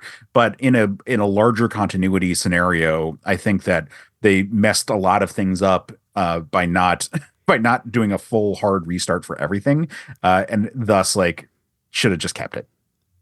Yes. Well, the lack of a full hard restart for everything is a problem that DC, or a mistake I think that DC has made on more than one occasion, and we'll run into that again when we get into the New 52 territory. It's like Yes. if you're going to do it, like you just got to do it, and otherwise you end up with the need for the story that we're talking about here, where things don't quite line up. But no, I appreciate your insight on that, and your points are well taken. And I guess ultimately I'm kind of in a similar place. I mean, I do remain somewhat conflicted by this, because when we talk about the post-crisis Byrne iteration of the character, that's the character I fell in love with in the Triangle era, and that I've now gone back and I've read the whole period of time leading up to that. And look, I might have enjoyed it just as much, even if it had incorporated Superboy. I don't know. But all I do know is that what was created and what was presented is what formed essentially the basis of my understanding of who Superman is. So I'll always be grateful for it. And there's a part of me that says, well, maybe it was the right call. However, now having spent the time exploring not just Superboy, but a lot more of the pre-crisis mythology, it feels like there probably could have been a middle ground that would have allowed them to streamline the character, make him a little bit more relatable, or whatever you want to call it, while still honoring and incorporating this major aspect of the character. So maybe it could have been that he operated more in secret, or he really kind of only operated in the future with the Legion and wasn't flying around Smallville. I mean, I don't know, but maybe it didn't need to be all or nothing, I guess is what I keep coming back to. I 100% agree with you. I was just about to reference the idea of like operating in secret with the Legion, and maybe being a shadowy Smallville style, like here's a Blur kind of character in the present day. I think that the Legion of Superheroes cartoon show did a fantastic job of sort of like threading that specific needle by having this idea of like he's not even aware of his destiny of being Superman until he goes to the future, and that like sort of creates this like presupposition, or like this premonition of like what his destiny is to be. And I find that really compelling. The idea that he sees a future that is so bright and shiny, and like, it's a Star Trek utopia in a lot of ways. And that he can see that humanity is going to get there, and there's going to be not just world peace, but like intergalactic peace, or at the very least interstellar peace, by way of community, and that he's going to be an inspiration for it all, like I think is really cool. Like, and you could easily pull back on that in the modern thing. Like, honestly, if the Legion was given just even like the softest of reboot at the end of Crisis, where it was just like, yeah, and Superman, in like the young Superman, like in his days, like we called him Superboy, even though he didn't operate as that in the past, like he operated in secret, like would have, like I said, thread that needle like perfectly, and allowed for Superman to be a little bit weird. Like I think that the Byrne era of Superman, as much as I love it, as much as that's like you and I are the same, like roughly the same age, and like came into it through the same sort of like, yeah, this is the period of Superman we really love. But Superman can be weird, and I think there was always this constant push in those books. Like once Byrne left the book, and even Byrne had a lot of the weird. Like I often talk about the pocket dimension Superboy as being the most Silver Age of concepts that was done to try to wipe away the Silver Age, and it's like kind of insane that it exists, and is very cool and weird, and allowed for interesting stories. Controversial stories, but still interesting stories to like come from it, and like from the get-go, Superman pushes into a weirder space than most superheroes allow for. And I think that having Superboy, having the Legion, like these are all parts of just like the dynamic that like, yeah, Superman's adventures are just so much beyond the ordinary man's conception. It's not Spider-Man, who has like very like run-of-the-mill things. Like it's supposed to be big and bombastic and epic and bordering on the divine. More and more I do sort of gravitate towards that way of thinking. And I've always been a fan of Grant Morrison, but in revisiting their works, as we have on the podcast over the years, my appreciation and fandom has grown. And All-Star Superman is a great example, something that in the past, I think my mileage on it was a little bit more limited than a lot of other people seem to have. But now I've really come around on it, and I love it. It's one of my favorite Superman stories. And I always come back to kind of this Morrison-esque, I think, way of looking at it, of this this guy's life is just this grand mythic adventure, and it has all of these different chapters. And I kind of like the idea of something like this fitting into it. And maybe it would need to be finessed a little bit, and maybe some of the pre-crisis concepts that, you know, could use a little bit of a reworking or whatnot. We can create space for that. But just this idea that he's had this larger than life mythic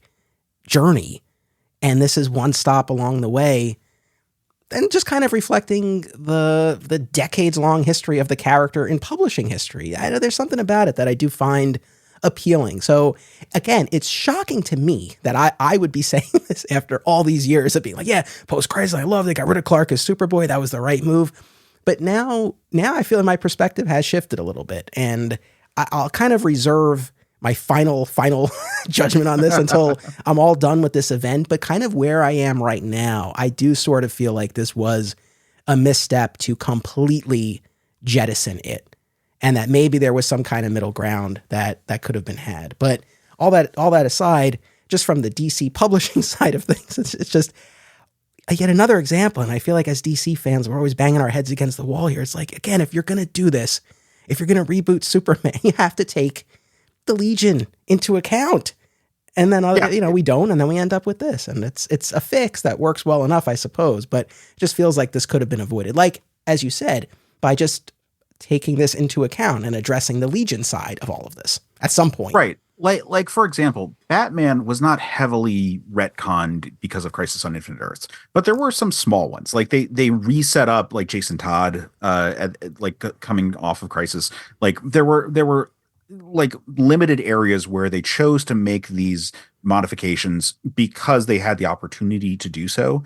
And no one really thinks about them. It's not like a really troubling concept. Like it's a fun trivia bit that Jason Todd was always a redhead, even though like when we see his backstory in Death in the Family, like that he was a brunette in that flashback scene. Like, it's whatever.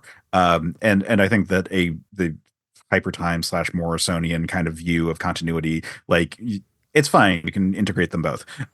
But Batman was able to take those like small retcons for the benefit of the broader story and not really need to mess with like the actual base book. Like, yeah, sure. A few years later, we got Batman Year One and other stuff, but that's not really quite the same thing as like the Man of Steel level of revision of the character's concept. It was more just like, here's a really cool story that has a different interpretation of the character than what we had seen. And the Legion could have really benefited from that. Like all you have to say is that like Superman came in his youth and they called him Superboy when he came, or even just make the stories early in Superman's career when he's like, he's like 20 when he like catches the space plane. Like he doesn't go to college. Like he like goes off and does these adventures. Like you're just fine calling him Superboy at that point. Like if you say it's the young Superman and that he never called himself Superboy because you find that the name Superboy, comical, fine. No one's going to care. No one's going to like every new story you tell about the Legion, looking back, if you say, and yes, Superman, when he like Superman or the young Superman, or like, have like Ultra Boy, like put it in quotes and say, yeah, Superboy helped us at the time. Like all of those would have worked just fine. And you would have not needed to have like a complicated story for it, because like every story with Superboy ultimately is like, yeah, I guess he's not coming back until, again, yet. Yeah. And then he does, like 2 years later, like in the publishing history, because they ultimately need it, or they come up with a good story that could involve Superboy or whatever. So like you just don't do more Superman stories because DC editorial says don't do more Superman in the future stories. And you're allowed to like just operate as if like, yeah, he had this phase where he was like doing really, really fucking weird shit. And that's just allowed. Yeah, no, I agree. I found an excerpt from an old interview that I guess Byrne had done in Comics Buyer's Guide years and years ago talking about this. And I don't know if you've come across this or something similar, or just kind of any commentary from folks at DC about this, but he talked about how when he was meeting with editorial and was really about to get going on his Superman work, he did, again, according to him in this interview, he did bring up this discrepancy to Paul Levitz, who it would affect the most as he was writing Legion of Superheroes. And apparently Levitz was like, no, it's okay. Like I got it covered. Byrne says Byrne's idea was that he cited Robin Hood as an example. This idea that Superman, by the time of the Legion of Superheroes, is such a legend that they might have just sort of, for lack of a better term, made up his past as Superboy, right? Yeah, that makes sense. Like an apocryphal kind of like storytelling based on the lore of the character, where it's just like, yeah, no, he was so amazing that even by the time he was 14, he was daring do's all these things. Like, right. So they're kind of like manufacturing this backstory based on this legend that he's become. So that was what Byrne said his fix was at the outset, but was told by Levitz, like, no, like, I got it, it'll be fine. And then apparently a few months later, Byrne got a panicked call from editor Andy Helfer, who was like, oh no, like we're in a jam. Like the Legion continuity doesn't work because there was no Superboy. And then we ended up with this. And in that interview, Byrne also does say, it's in kind of like a parenthetical aside, but that he does, or at least according to that interview, feel that excising Superboy in retrospect was a mistake from his perspective. So just kind of interesting as we're speculating from the fan side of it. It's kind of curious just to get his perspective as the guy who did it, Yeah. I have read that interview actually. And yeah, no, it's interesting because like I said, it, divorced of everything in like intertied to it, like you certainly could have just that element of like Clark did everything in secret and never was Superboy kind of element. And it works fine. But in the DC comics that they were making, it just kind of was too integral to like remove. Yeah. Yeah. But again, and we'll get into the story here, but like we're saying, I mean, if you had just made it that he had these adventures, but he was just a young Superman, and they were inspired by a young Superman instead of Superboy, I feel like you could keep a lot of this intact without the need for this. But that's not the way they went. And so instead, in 1987, we get this 4-part crossover storyline that was published in Legion of Superheroes numbers 37 and 38 by Paul Levitz and Greg LaRocque, Superman number 8 by Byrne, and Action Comics number 591, also by Byrne. And not to bury the lead here, I mean, essentially what we learn over the course of this story is that the Legion of Superheroes villain, the Time Trapper, recognized this continuity discrepancy that you and I are talking about and that DC editorial flagged. And the time... Right, which is effectively the Byrne suggestion of it being like the Robin Hood kind of like twisted legend. It's just one where Robin Hood... It'd be like if Robin Hood never existed and then someone like invented a Robin Hood. Yeah. Yes. Yeah, essentially, right? So in this post-crisis landscape, there's this glitch, essentially, and the Time Trapper's fix is to invent Superboy so that all of this works, right? And he does this by grabbing this moment of time and creating this pocket universe. And we've talked about the pocket universe on the podcast before, but essentially creates the pre-crisis Superboy world, right, in this pocket universe. And it becomes the case that anytime the Legion of Superheroes went back in time, they weren't going back in time on their Earth, but rather the Time Trapper was diverting them to this pocket universe he had created. So it was the pocket universe Superboy who they were inspired by and who they brought to the future for all of these adventures.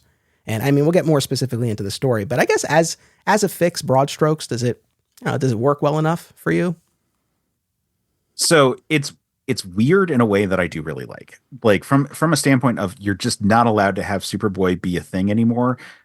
This worked fine for me.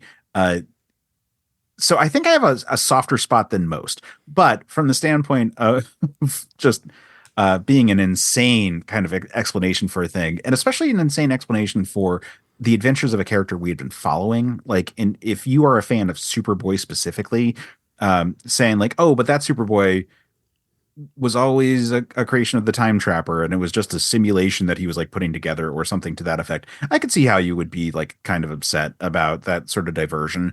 It's a catch-22 because either you're like removing Superboy completely from continuity, or you're allowing for it to be over here in this in this pocket universe and existing, but at the same time being told that it's like this like copy of it of a thing. Like it kind of like when they tried to like push the idea that Ben Reilly was the real Spider-Man and Peter Parker was the clone all along. And it's like all the stories you've been following for X number of years, all a copy doesn't matter.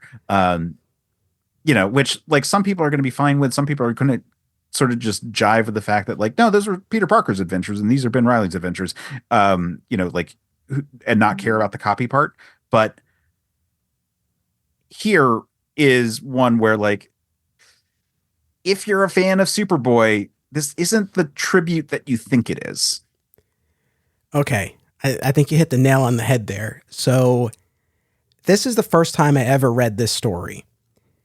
It just probably seems odd. When we did our whole Crisis Till Death event a few years ago, I purposely skipped over this because I was like, well, this is its own thing and we'll get there eventually. Now we're here.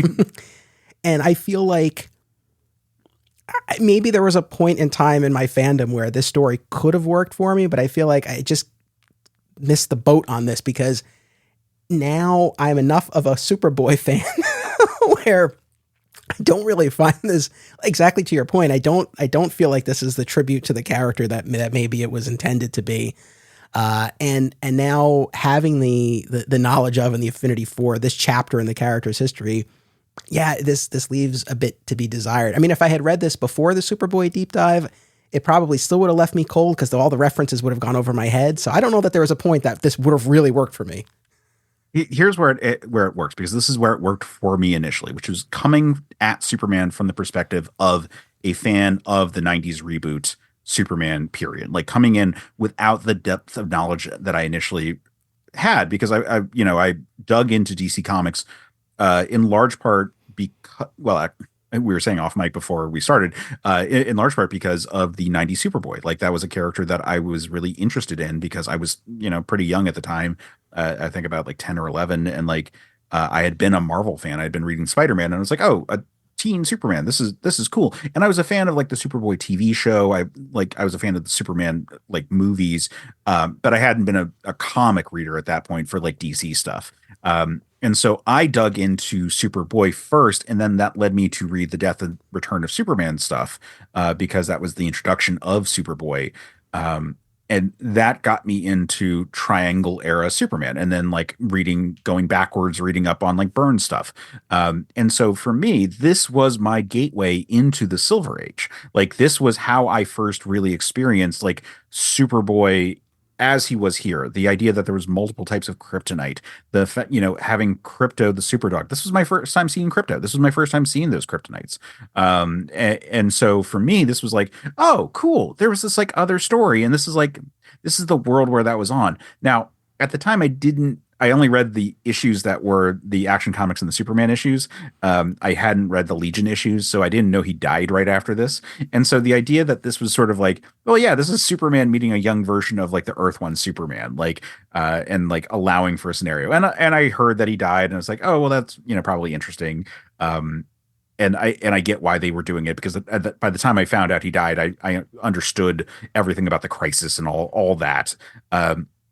But if you're coming in knowing that there was a reboot in the mid 80s, because that was a really big deal at the time. So like even the young comic readers were like, there was a big like cosmic event and like now everything is different.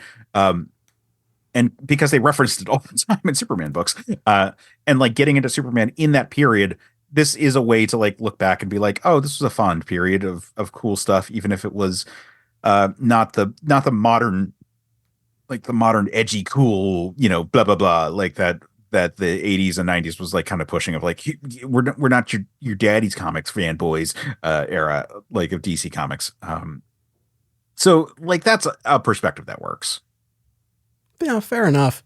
And again, I'm glad that I think you've gotten more mileage out of it overall. And again, I don't want to make it sound like, oh, it was a terrible story. It was interesting. It's not. There's a lot of stuff. There's a lot of good stuff, even from a perspective of like, that it's kind of like mean-spirited in its treatment of Superboy as a character, and then its treatment of like the concept of Superboy as a whole, and like the Silver Age in general.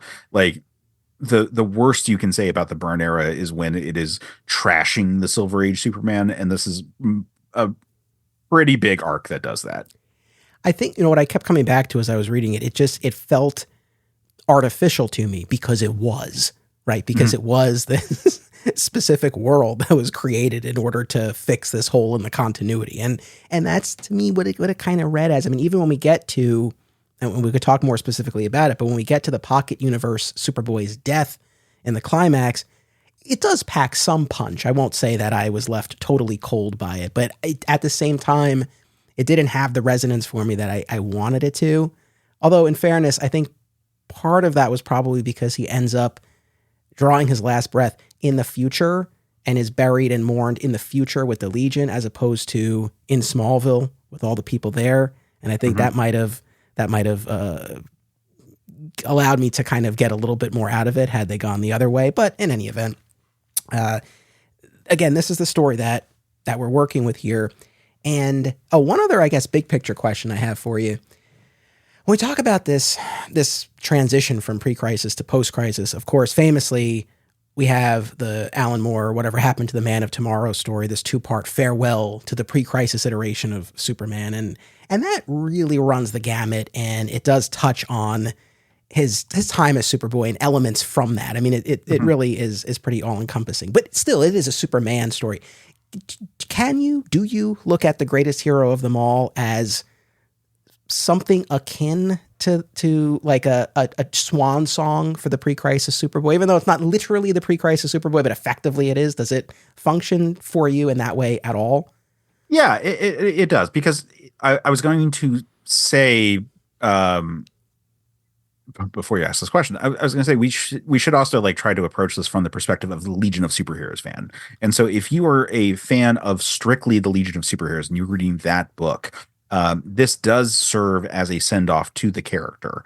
Yeah, and I would say it's pretty effective. The actual Legion issues of the 4-part story that we're talking about are the more effective ones from a writing standpoint. The first chapter is just like them doing classic Legions, like sleuthing about time. And then the last chapter, I think is really good. Like, I think that the relationship with Mon-El and Superboy in this, it really works very well here and is very true to the characters that we have. Now, I have a massive question, which is that Mon-El is from the past, from that Superboy's timeline, and he was put in the Phantom Zone and then like just watched time progress, which means that he actually got to the future the old-fashioned way, which means that what was the time trapper doing there? I don't know. I don't know. It doesn't quite make sense. But it's fine. It's fine. If this is just a send-off to the Superboy that we had been following in the Legion of Superheroes book specifically, I think it works actually very well. And I think that's why the last issue does resonate with me. It's without a doubt the thing that makes me like Mon-El the most. Like his like little line talking about how he related to Superboy and how like that they like to the end of his life, Superboy like constantly tried to like free him from his imprisonment in the Phantom Zone. Like that's a really nice bit there. And I think that relationship is, it sucks that it's been so stripped away from like that first original idea of, yeah, it's Superboy's brother. Like, I think that's so beautiful and like such a relationship that like, that is very common and not very common in superhero comics. Like, so many superheroes don't have siblings, like don't have like that dynamic. And like, yeah, sure, it's changed over time, but like, just a lot of characters are like only children, for, whatever reason, like whatever convenient reason for storytelling purposes. And the idea that Superboy has an older brother and like that, and it's one who has this like really epic story that like Superboy feels really guilty about, is like kind of a cool element for the character. Like the challenge of writing Superboy Superman, like in general, is like, well, you have to approach it from the perspective that like their power of action is limitless. So what you have to challenge them with are usually moral quandaries. And like, this is one of them, like where Superboy is led to be suspicious of this person who he wanted to, love so much. The idea of Superboy being like, I finally found not just another Kryptonian, but like someone from my family. Like he's so enthused and like, writing of the time aside where it's just like, he jumps to suspicion really quick. Like if you were to jump to suspicion, like the thing, like, what should have been Man of Steel, where he's like very excited to meet other Kryptonians and be like, oh, but maybe you're actually like kind of dangerous. Like that's a cool arc there, and then for it to be actually like be a failure of him, and as a result he poisons this person and condemns them to a hell. That's really cool, and I think that relationship is well addressed here. I think that we get some really good stuff with the Legion in general, having traveled back in time. Ultra Boy also gets some really nice moments with the Kents, and like those are nice relationships we get there, but most of those are represented in the Legion issues. And I think that that's where this arc shines the most. Well said. And that kind of speaks to, I think, what has been a bit of a limitation on my part, or a sticking point that I found, where in looking at all of these pre-crisis Superboy stories, I have found I am vastly more interested in and invested in and engaged by the Smallville set stories.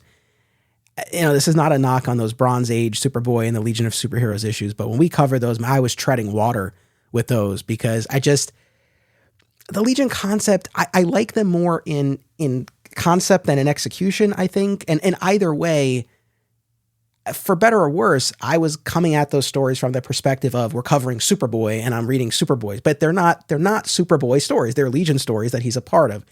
And so your point is very well taken. I think looking at the greatest hero of them all through the lens of the Legion of Superheroes, as a Legion of Superheroes fan and story, yeah, I think you would get a lot more out of it than maybe I did looking at it purely from the Superboy angle. So that is a great point. And I do very much like the Mon-El dynamic. I was pleased when he brought back his alias from the pre-crisis era, Bob Cobb. Yeah, Bob Cobb. Good old Bob Cobb.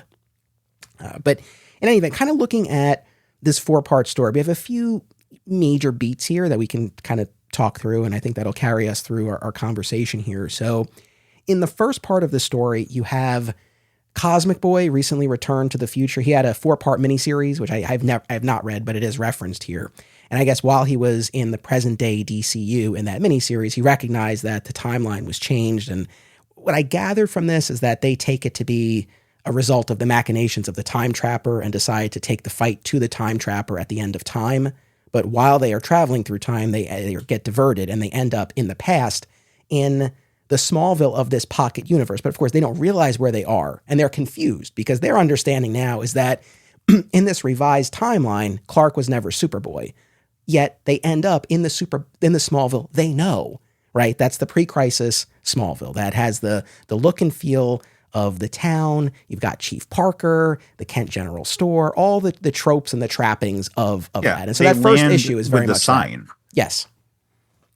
Right. So that first issue is them kind of navigating the Smallville that they thought was gone, and that, as they and we will come to find out, is really the Smallville of this pocket universe. I mean, I would say that issue, a lot of fan service there, and this is an issue that would have meant nothing to me beforehand, but now reading it, I say, oh, okay, like I see what they're drawing from and the version of Smallville that they're conjuring here, and again, even down to Mon-El using his Bob Cobb alias, and then the turning point here is when Clark, Superboy, uses the Phantom Zone projector, right, on it to put them in stasis here. Well, it's a stasis beam that the Time Trapper says he provides for Superboy. Gotcha. Okay. But it looks a lot like the Phantom Zone projector.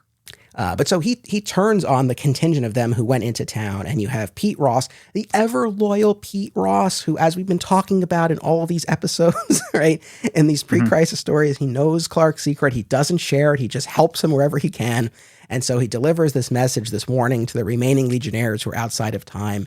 And so they flee, and they end up in the modern day DCU, the world of John Byrne's Superman. And that takes us into kind of the second part. But I guess in that first major beat of the Legion in effectively the pre-crisis Smallville, I don't know, anything else that stood out to you about that?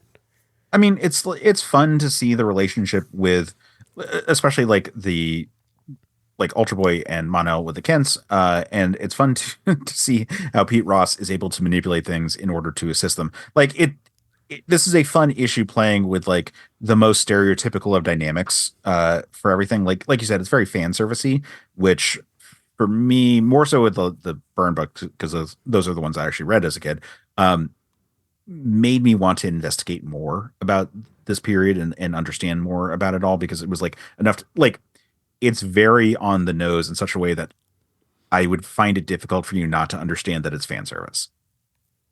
Yes. No, exactly. So then we get to the second part of the storyline, and really the bulk of this issue is this clash and this misunderstanding between the Legionnaires who have arrived in 1987 DCU and encounter Superman, mistake him for the Superboy who attacked their teammates. And they fight. Of course, they're ultimately able to come to an understanding. And then we get, I think for a decent part of the issue here, a retelling of the first appearance of the Legion of Superheroes from Adventure Comics 247. A very faithful recreation of that. It is wild how much the two John Byrne issues are just recaps of things.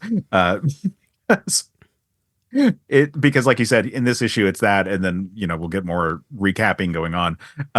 The other thing that is wild is that this issue is actually doing a pretty good job of setting up, like, we had to have the fight, like the cover for this issue is specifically a callback to the Fantastic Four versus the Gladiator issue that John Byrne did. And so, like, how do we set up the fight? Well, what if Superman's powers are going nuts as part of a setup for a larger story? So I do appreciate the fact that this is still doing that, like, kind of like B plot, kind of like perpetuating your A plot element that's going on here. Sure. And then at the conclusion of that second part, you have the Pocket Universe Superboy show up. He gets the drop on them, and that's kind of our cliffhanger as we head into the third part of this, where Superboy is taking the remaining Legionnaires he's just captured back to his Smallville to deliver them to the Time Trapper for reasons we'll learn shortly. But Superman is able to break free of that stasis and is able to follow them. So they all end up in Smallville. And we also get in this third part, the Time Trapper just explaining to the audience what it is that he did. So a very helpful bit of exposition there. And it's essentially what we had talked about at the top of the episode, this business about recognizing this glitch in the continuity and manufacturing this pocket universe to kind of fill that. One thing that was not entirely clear to me, and maybe it's just my lack of knowledge about the Time Trapper, and my Legion of Superheroes reading is still relatively minimal, but what ultimately was the motivation for this? Just to exert control over them? Like, why would he do this? I mean, that's kind of one of the reasons why this doesn't work as well, because it seems like an overly, like, Byzantine plan, just for the sake of having a powerful ally like Superboy, which is just kind of weird and arguably, like, makes even less sense if you consider if you allow for a scenario where Mon-El comes from the Pocket Universe, and that's how he's able to travel, like, through the Phantom Zone up until the future timeline and be part of that. And then ultimately he's the one who, in the 5 years later timeline, is the one to kill the Time Trapper. It makes even less sense in this whole thing, which is just the insane part about the Time Trapper. It's almost impossible for us to come up with a good 4-dimensional thinking villain. And suffice it to say, they just sort of argue, oh, well, this way we have the ultimate sleeper agent to destroy the Legion, their most powerful member, the one they trust the most, Superboy. Just as this, like, Manchurian Candidate type character. It's not a good plan. It's not a good plan. I know I'm overthinking this. It's just like, if the Time Trapper had not created this pocket universe, I mean, would not the future timeline and the Legion of Superheroes just unraveled at a certain point, right? Like, so he argues that it's not a glitch. It's like I said, it's the mythology of the Legion of Superheroes, like the mythology or like the bad history that they have has created this lore that they're subscribing to.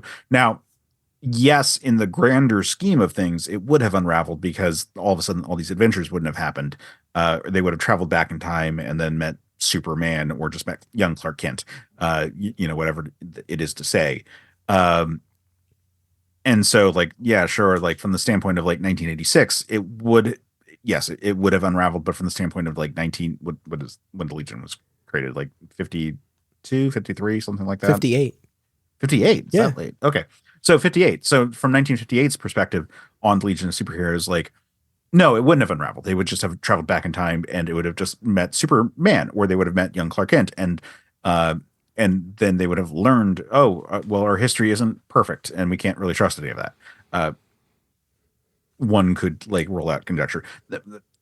So it is him like having a plan to create an ally for them that he can then use to like then ultimately betray them. It's just a weak, like it doesn't make, the timing doesn't make sense. None of that like really makes sense. Like it's just a weird plan that they like pull together to like hastily like correct this thing and remove like a continuity snarl. So yeah, like I said, it's just not really a good plan.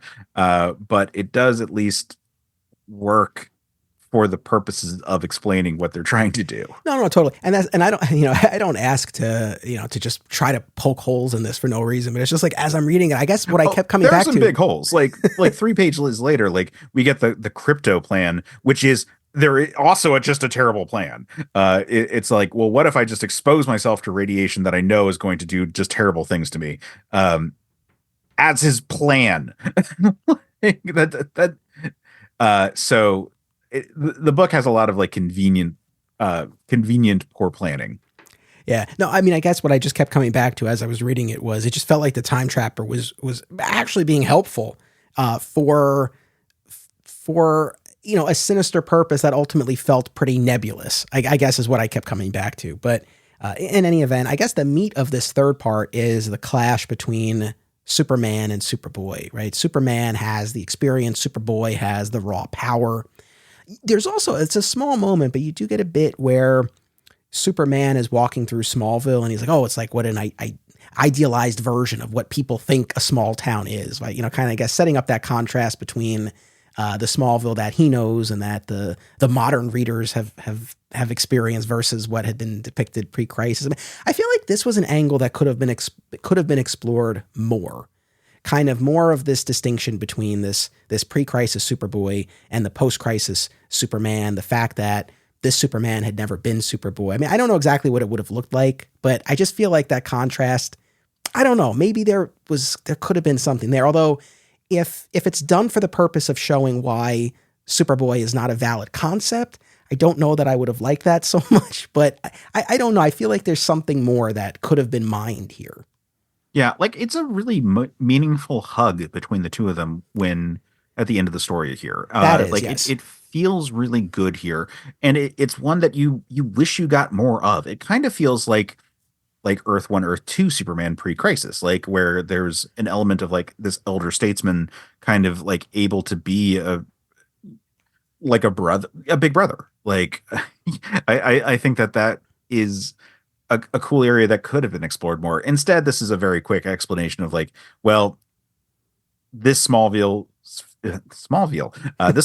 feels like, very Leave It to Beaver and all the things that are like, it's so cliche, we're the cool 80s, yada, yada, yada. But also Superboy is way more powerful than Superman. And so we get a power scaling going on here as well, which was like a big part of like the whole like Byrne era of being like, we're bringing down the power level of Superman so that he's not so crazy. He's not infinitely powerful, so that we can have like, him fight guys and have like real stakes to those fights, because that is what a lot of comics had become at that point.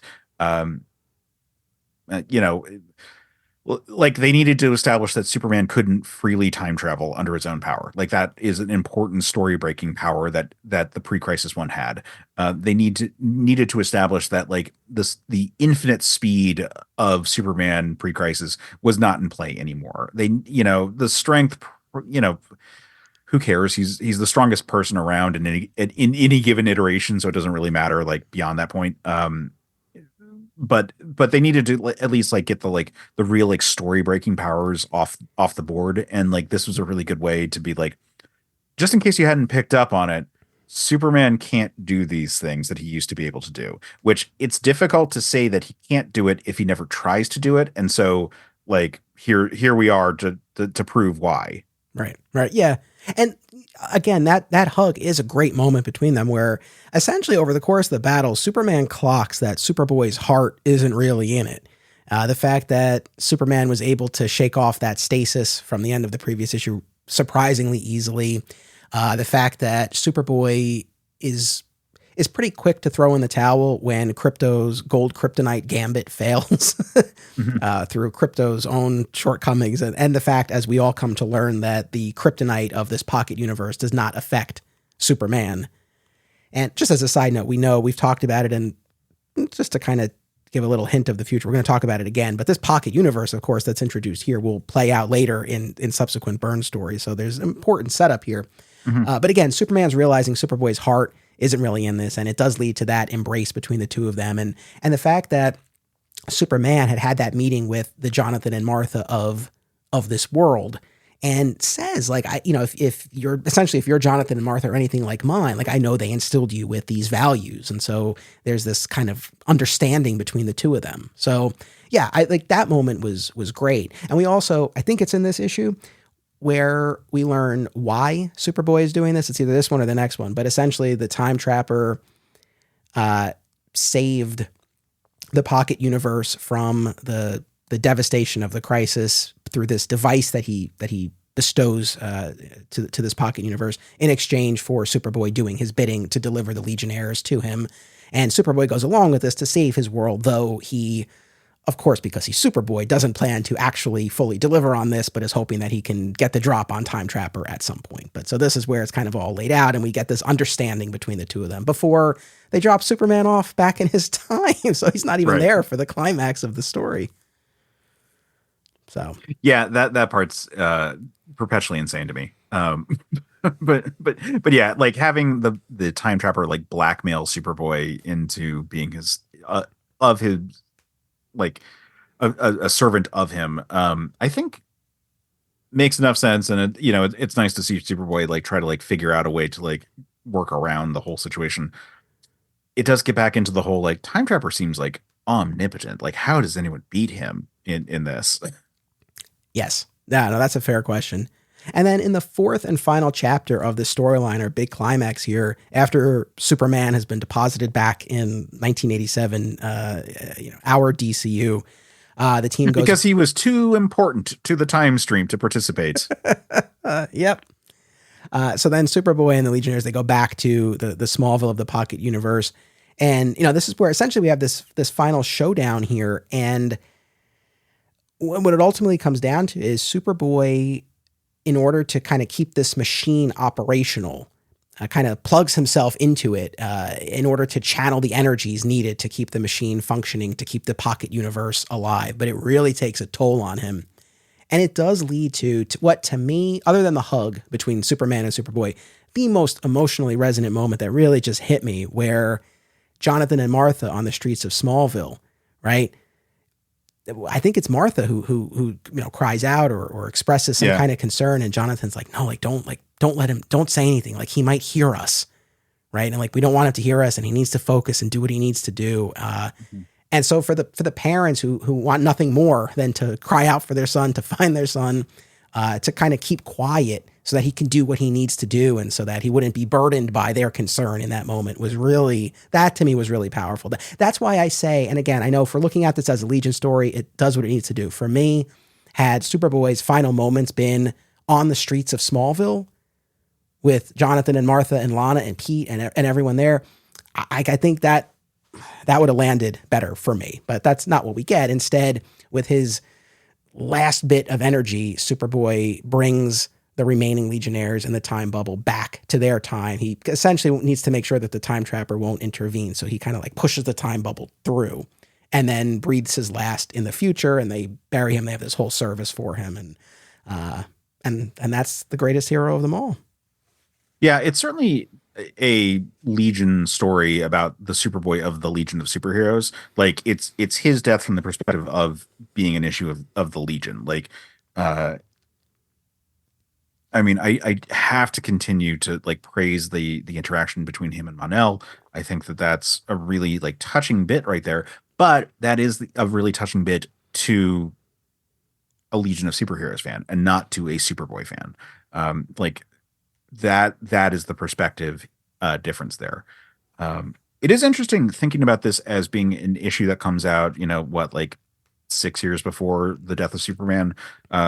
and like seeing where there are parallels to it, like the Ma and Pa Kent reactions, which are interesting because like traditionally Ma and Pa Kent aren't around when we're dealing with like adult Superman uh in his adventures, like up until this point, them being like active participants in his life is a post-crisis thing, but it was also a Superboy thing. And that's an area where I feel that the post-crisis Superman is invoking elements of Superboy, even though they say, oh, I never was a Superboy. The death and having the parents actually like witness the death. All of a sudden we get to see that twice, which was a thing that we couldn't have seen pre-crisis. Like that story just was impossible because they just weren't alive to see their son fall. Yeah, no, absolutely. And that moment really, really did go a long way. So ultimately, as we know, we've talked about it before, and we'll talk about it again. This pocket universe ends up not faring well, as we'll learn in that final arc from the Byrne run. But as of now, right at the conclusion of the greatest hero of them all, Superboy Sacrifice is able to preserve this pocket universe and save the Legionnaires at the cost of his own life. So while this didn't do for me what maybe I would have ultimately wanted it to, I can appreciate it. And at least, how do I put this? Had Superboy truly been given the equivalent of whatever happened to the Man of Tomorrow, and you could argue whatever happened to the Man of Tomorrow was that for him, but if you had a really more of a Superboy centric kind of farewell story before Crisis on Infinite Earths, I guess you could argue Superman: The Secret Years was, I don't know. I go back and forth on this, but that wasn't the intention, I guess. I guess I mean more of a story that really was meant to be a farewell to that iteration. Absent that, I appreciate what we get here because at least it's an attempt to revisit this world, show the importance of Superboy to the Legion mythology, and give him a heroic send-off where he sacrifices himself. I mean, he really goes out in this blaze of glory, and you can't begrudge him or the story that. And, that final, double-page spread when they're all mourning him, there's something to that. So yeah, it is moving in the moments where it's supposed to be moving. And there's interesting things in this overall story. It just feels very rushed, and it feels like it is trying to put duct tape over a leaky pipe in this scenario. And it's just not going to like properly like seal the hole here. And as evidenced by what happens to the Legion, like how long does Superboy of the Pocket Universe remain relevant? Not that long, because like a couple of years later, they then immediately have to do the 5-year the 5-year gap, wherein like one of the first stories is being like, well, the time trapper dies and we have to reset reality where now Valor is the important one. And Valor is Mon-El and then they can't call him Mon-El anymore because the all Krypton stuff gone. And they introduce interesting characters. They introduce Laurel Gand, who I love. And then they clone her and also kill her simultaneously. And it's both fascinating and cool and terrible. But the Legion has just completely unraveled after this. This was not sufficient to like really like stop the bleeding of it. And it's insane that just Superboy alone is the thing that does that. Like it didn't need to be this complicated. And yet it is so complicated, and trying to explain the Legion of Superheroes to someone not initiated is so fucking difficult now. When it should be just so simple. It's Superboy's friends from the future.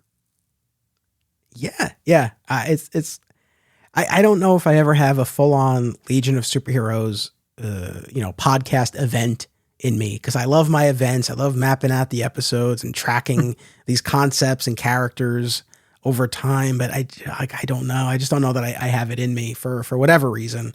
But going back to Mon-El, my question for you, when they're not able to call him Mon-El, they have to call him Valor. The more important question, Case, is can and do they still call him Bob Cobb, or do we have to sacrifice that as well? Because that's really the true tragedy. I mean, Mon-El I can live without, but Bob Cobb, yeah, amazing.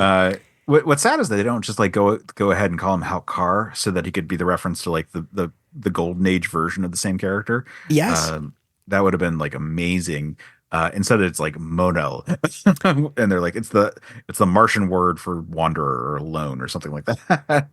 It's funny. I have the Superboy, A Celebration of 75 Years hardcover, and Carl Kiesel writes the kind of the introductory and connective tissue essays throughout. And it starts, I think the very beginning of this essay starts with, if Superboy didn't exist, we'd have to create him. And this story proves it here. Like, here is an instance where Superboy had been removed and it was causing these issues. And so they needed to plug him back in, albeit in this very limited temporary way. Speaking of Kiesel, so Carl Kiesel and Tom Grumman, who had a magnificent run on the 90s Superboy series featuring Connor Kent. I know you and I are big fans of that character and that series, and we'll have more to do on that on the podcast in the future. But there is another last hurrah for the pre-crisis Superboy, essentially, in a couple of instances. One is in the form of Superboy number 8, which is a 0-hour tie-in, where, of course, time is amuck, and we have these alternate past versions of characters popping up in the DCU. And so the pre-crisis Superboy appears and has an interaction with the 90s Superboy. And then that version, of course, will come back again in the hypertension arc, which has our Superboy traveling through hypertime. We've talked about that before. But that Superboy number 8 in particular, that 0-hour tie-in, I didn't ask you to read it specifically, but I know you know it, and I know you're fond of it. Oh, I know it very well, yeah. I'm just curious, just your take on that, especially, I guess, compared to this, because not to knock the greatest hero of them all, but that one issue of Superboy, Superboy number 8, I had such a great time with that. More so, I think, than I did with the greatest hero of them all.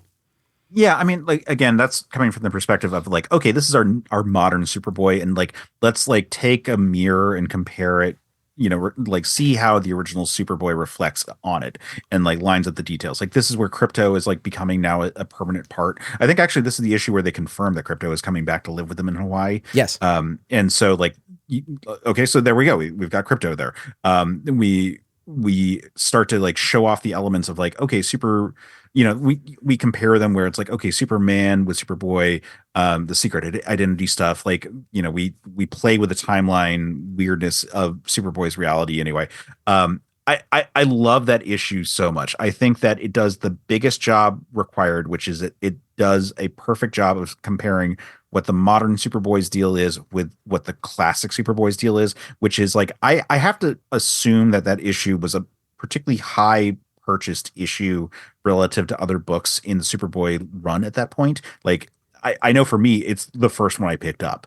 And I imagine it's not unique to say that for other people. So like, I think a lot of people who have the basic idea of like Superman when he was a boy are going to pick up this issue and be like, oh, okay, so Superboy has tactile telekinesis instead of like the Superman power set. He's got a weird alien clone friend mentor. He's got an agent. He doesn't have a secret identity. He likes going to record shops. He has a Crypto who's a dick, or just a bad boy. We'll say that Crypto bad boy. But we have this like whole dynamic for him, and that he lives in Hawaii and all that. And then like, but just a reminder, this is what the classic Superboy was like. And for, the Ma and Pa Kent store and like the secret entrance into his like basement lair and like, all those like kind of elements of the character. And here's how their powers are different, and like how, classic Superboy has all the Superman powers, but the modern Superboy is able to like telekinetically like throw all the like lumber at him, and like, is vulnerable to the super speed attack and like can't deal with the heat, like all those elements of the character. Like, that's the main job of the issue, and I think it does it really well, while having Superboy be pretty cool, while like reminding us of that Lana Lang knows who Clark Kent is, or like Clark Kent is Superboy, and like that whole dynamic there.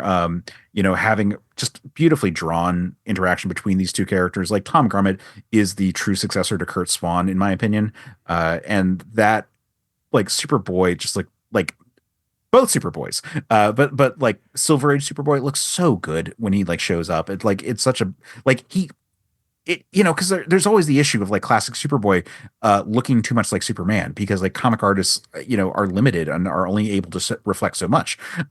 It's a problem a lot of times. Like the Legion issues of that we just looked at, Superboy looks a lot like Superman. Like, he's pretty buff, and like there's some shots where he's like dominates the frame, and it's like, well, what's the difference there versus like the modern Superboys, with like very different costume like kind of designs.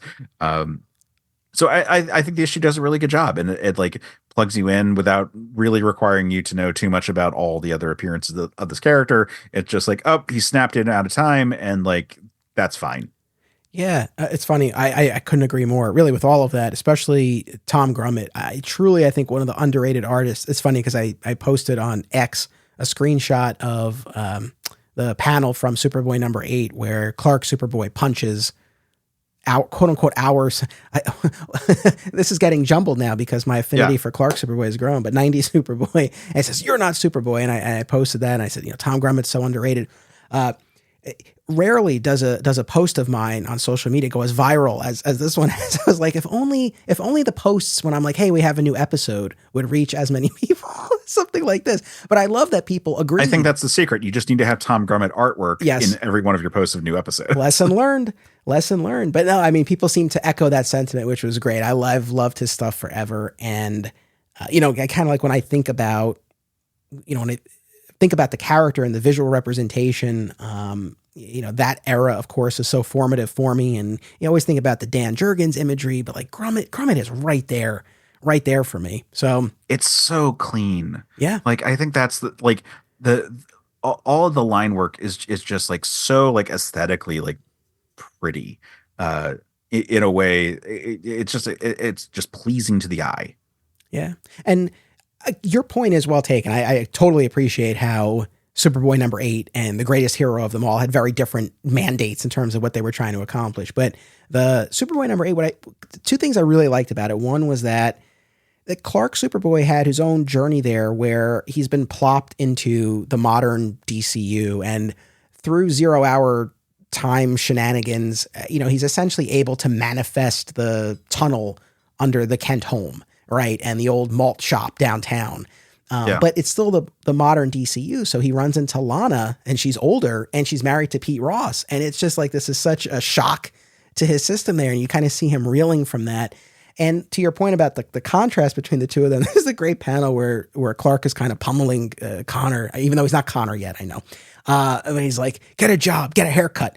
But then they're still able to find that common ground, bonding over the weight of being Superboy and knowing that being Superman, or maybe being Superman, is on the horizon for you, and the weight of that and what that means. And so I love that common ground that they're able to find. I guess not dissimilar from that moment in Greatest Hero of Them All we talked about with the hug and talking about the influence of Ma and Pa, that understanding that they're able to reach. But no, I love that. It's the sort of thing I've been saying this, and I'm going to keep saying it over these episodes, where I genuinely think there is potential if you were to tell stories of Clark as Superboy now with modern storytelling sensibilities, and you put a fresh spin on it, not dissimilar from what we've seen on the, on the world's finest corner of the DCU that Mark Waid's been doing. If you got like Tom Grummett or someone to draw these Clark as Superboy stories, even just Superboy #8, looking at that, it's like, oh, like I want more of that. Like I want to see that version of the character. Let me pitch you a book, Superboys, and have it be stories from different eras of Clark, Connor, and Jonathan's life. And it's so you can do like 90s Superboy, you can do like Silver Age Superboy concepts, and you can also do like Super Sons backup stories or things like that. All like just like plop them out at different times, but make it clear that these are stories like set in the past lives of the different Supermen. Dude, that'd be amazing. That sounds, when you were saying that, it made me think of, I remember Peter David, when his Supergirl series ended, he talked about how what he had wanted to do was a series called Blonde Justice that would have been the super equivalent of Birds of Prey. And so it would have been the Linda Danvers Supergirl, the Kara Zor-El Supergirl, who he brought back in that Many Happy Returns. And I think the CRL version, who was floating around the Superman title at the time, I think that was the third one he had in mind, if I'm not mistaken. I thought Power Girl. But maybe it was Power Girl. Actually, and that, if it's Blonde Justice, that would make more sense. Thank you. So that's kind of what it made me think of. But no, man, I'd be totally on board for that. Now, obviously, and we're going to get to this on the show, once we get past Infinite Crisis, we'll have Clark's history as Superboy reinstated to a more limited degree, though it's there with the work that Jeff Johns does. We're going to get into all of that. But I mean, correct me if I'm wrong, from Crisis on Infinite Earths through Infinite Crisis, I mean, the appearances of pre-Crisis Superboy, other than Greatest Hero of them all and Superboy #8 and Hypertension, I mean, that's effectively, is there anything else that I'm not thinking there's of? like a couple Legion issues that are also 0 hour that I have. So I'm currently working through the second volume of the 5-year gap. And it's big, and like I flipped through like the later pages of it just to see like what like I have to look forward to, and I do see that like the Silver Age Superboy like pop up, so I think that directly ties into him showing up in the 0 hour or in the Superboy 8 issue where he says, "I was just with the Legion." It does. Actually, I did flip through that on the app. Yeah. And so, yes, he does pop up there.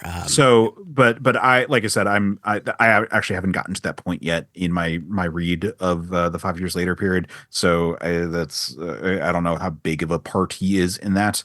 I just know that he does show up there. Outside of that, yeah, I think that's about it. Like even like the Dominus effect, like where they do like Silver Age Superman, they don't do Superboy in that period, which is a shame. I feel like that would have been a better use than the future Superman period that they did. Agreed. But yeah, I think that's it.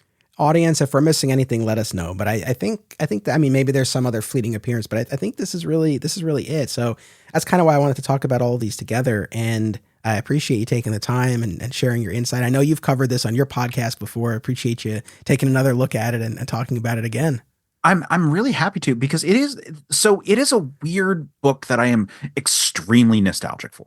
Like I do really love it as being my gateway into the Silver Age of Superboy. But at the same time, it is a little mean-spirited towards like the classic stuff versus like what they thought was cool in the 80s. At points it is a little bit of a rushed ending for a character who has such a long legacy with a team that, has a really devoted fan base. There's a lot of Legion fans out there, and there are a lot of Legion fans with very strong opinions. And like Legion of Superheroes was a pretty popular book at the time. So like there's a lot of people reading the book coming, used to Superboy being a regular part of that and like having a send off for the character. But it does just kind of feel short-sighted. Like it feels short-sighted that just, like 2 years later, the Superboy TV show tie-in comic book comes out. And so all of a sudden there is another Superboy book coming out. So like, it feels like a thing. Again, they were like trying to like plug a gap that they shouldn't have tried to plug in the first place. They should have just like reworked it from the get-go. And it's I just want to love it so much, and it makes me mad, but I also still want to love it because it's my boy. No, and love it then. And I don't want to take away from that at all. But yeah, I guess for me, like I said before, especially when we get to that arrival of the Legion in Smallville and we're seeing all of these familiar trappings. To me, like I said, I keep coming back to the sense that it felt artificial, and it just kind of felt like they're playing the notes, but it didn't feel like the heart and the soul were really in it. Like it just didn't conjure the feeling that I wanted it to. But again, and not to be repetitive, but it's like, I'm glad that it's at least something. And it was fascinating to read and talk about, especially in the context of everything we've been covering. So I thank you again. What do you want to share with folks about your podcast?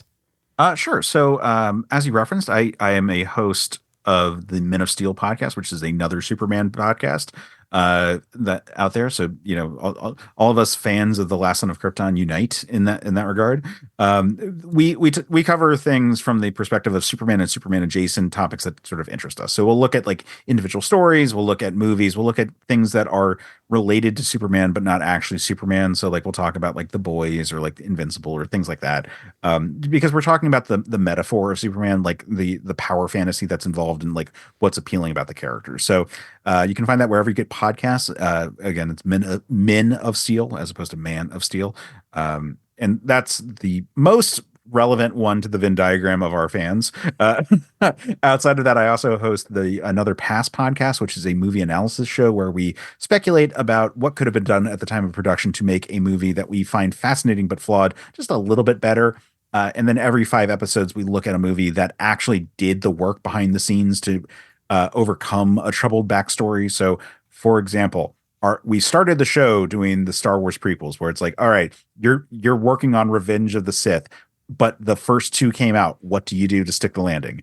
And then the 5th episode format is like, all right, you're making Predator. Everyone has diarrhea. Jean-Claude Van Damme just resigned as the Predator. What are you gonna do?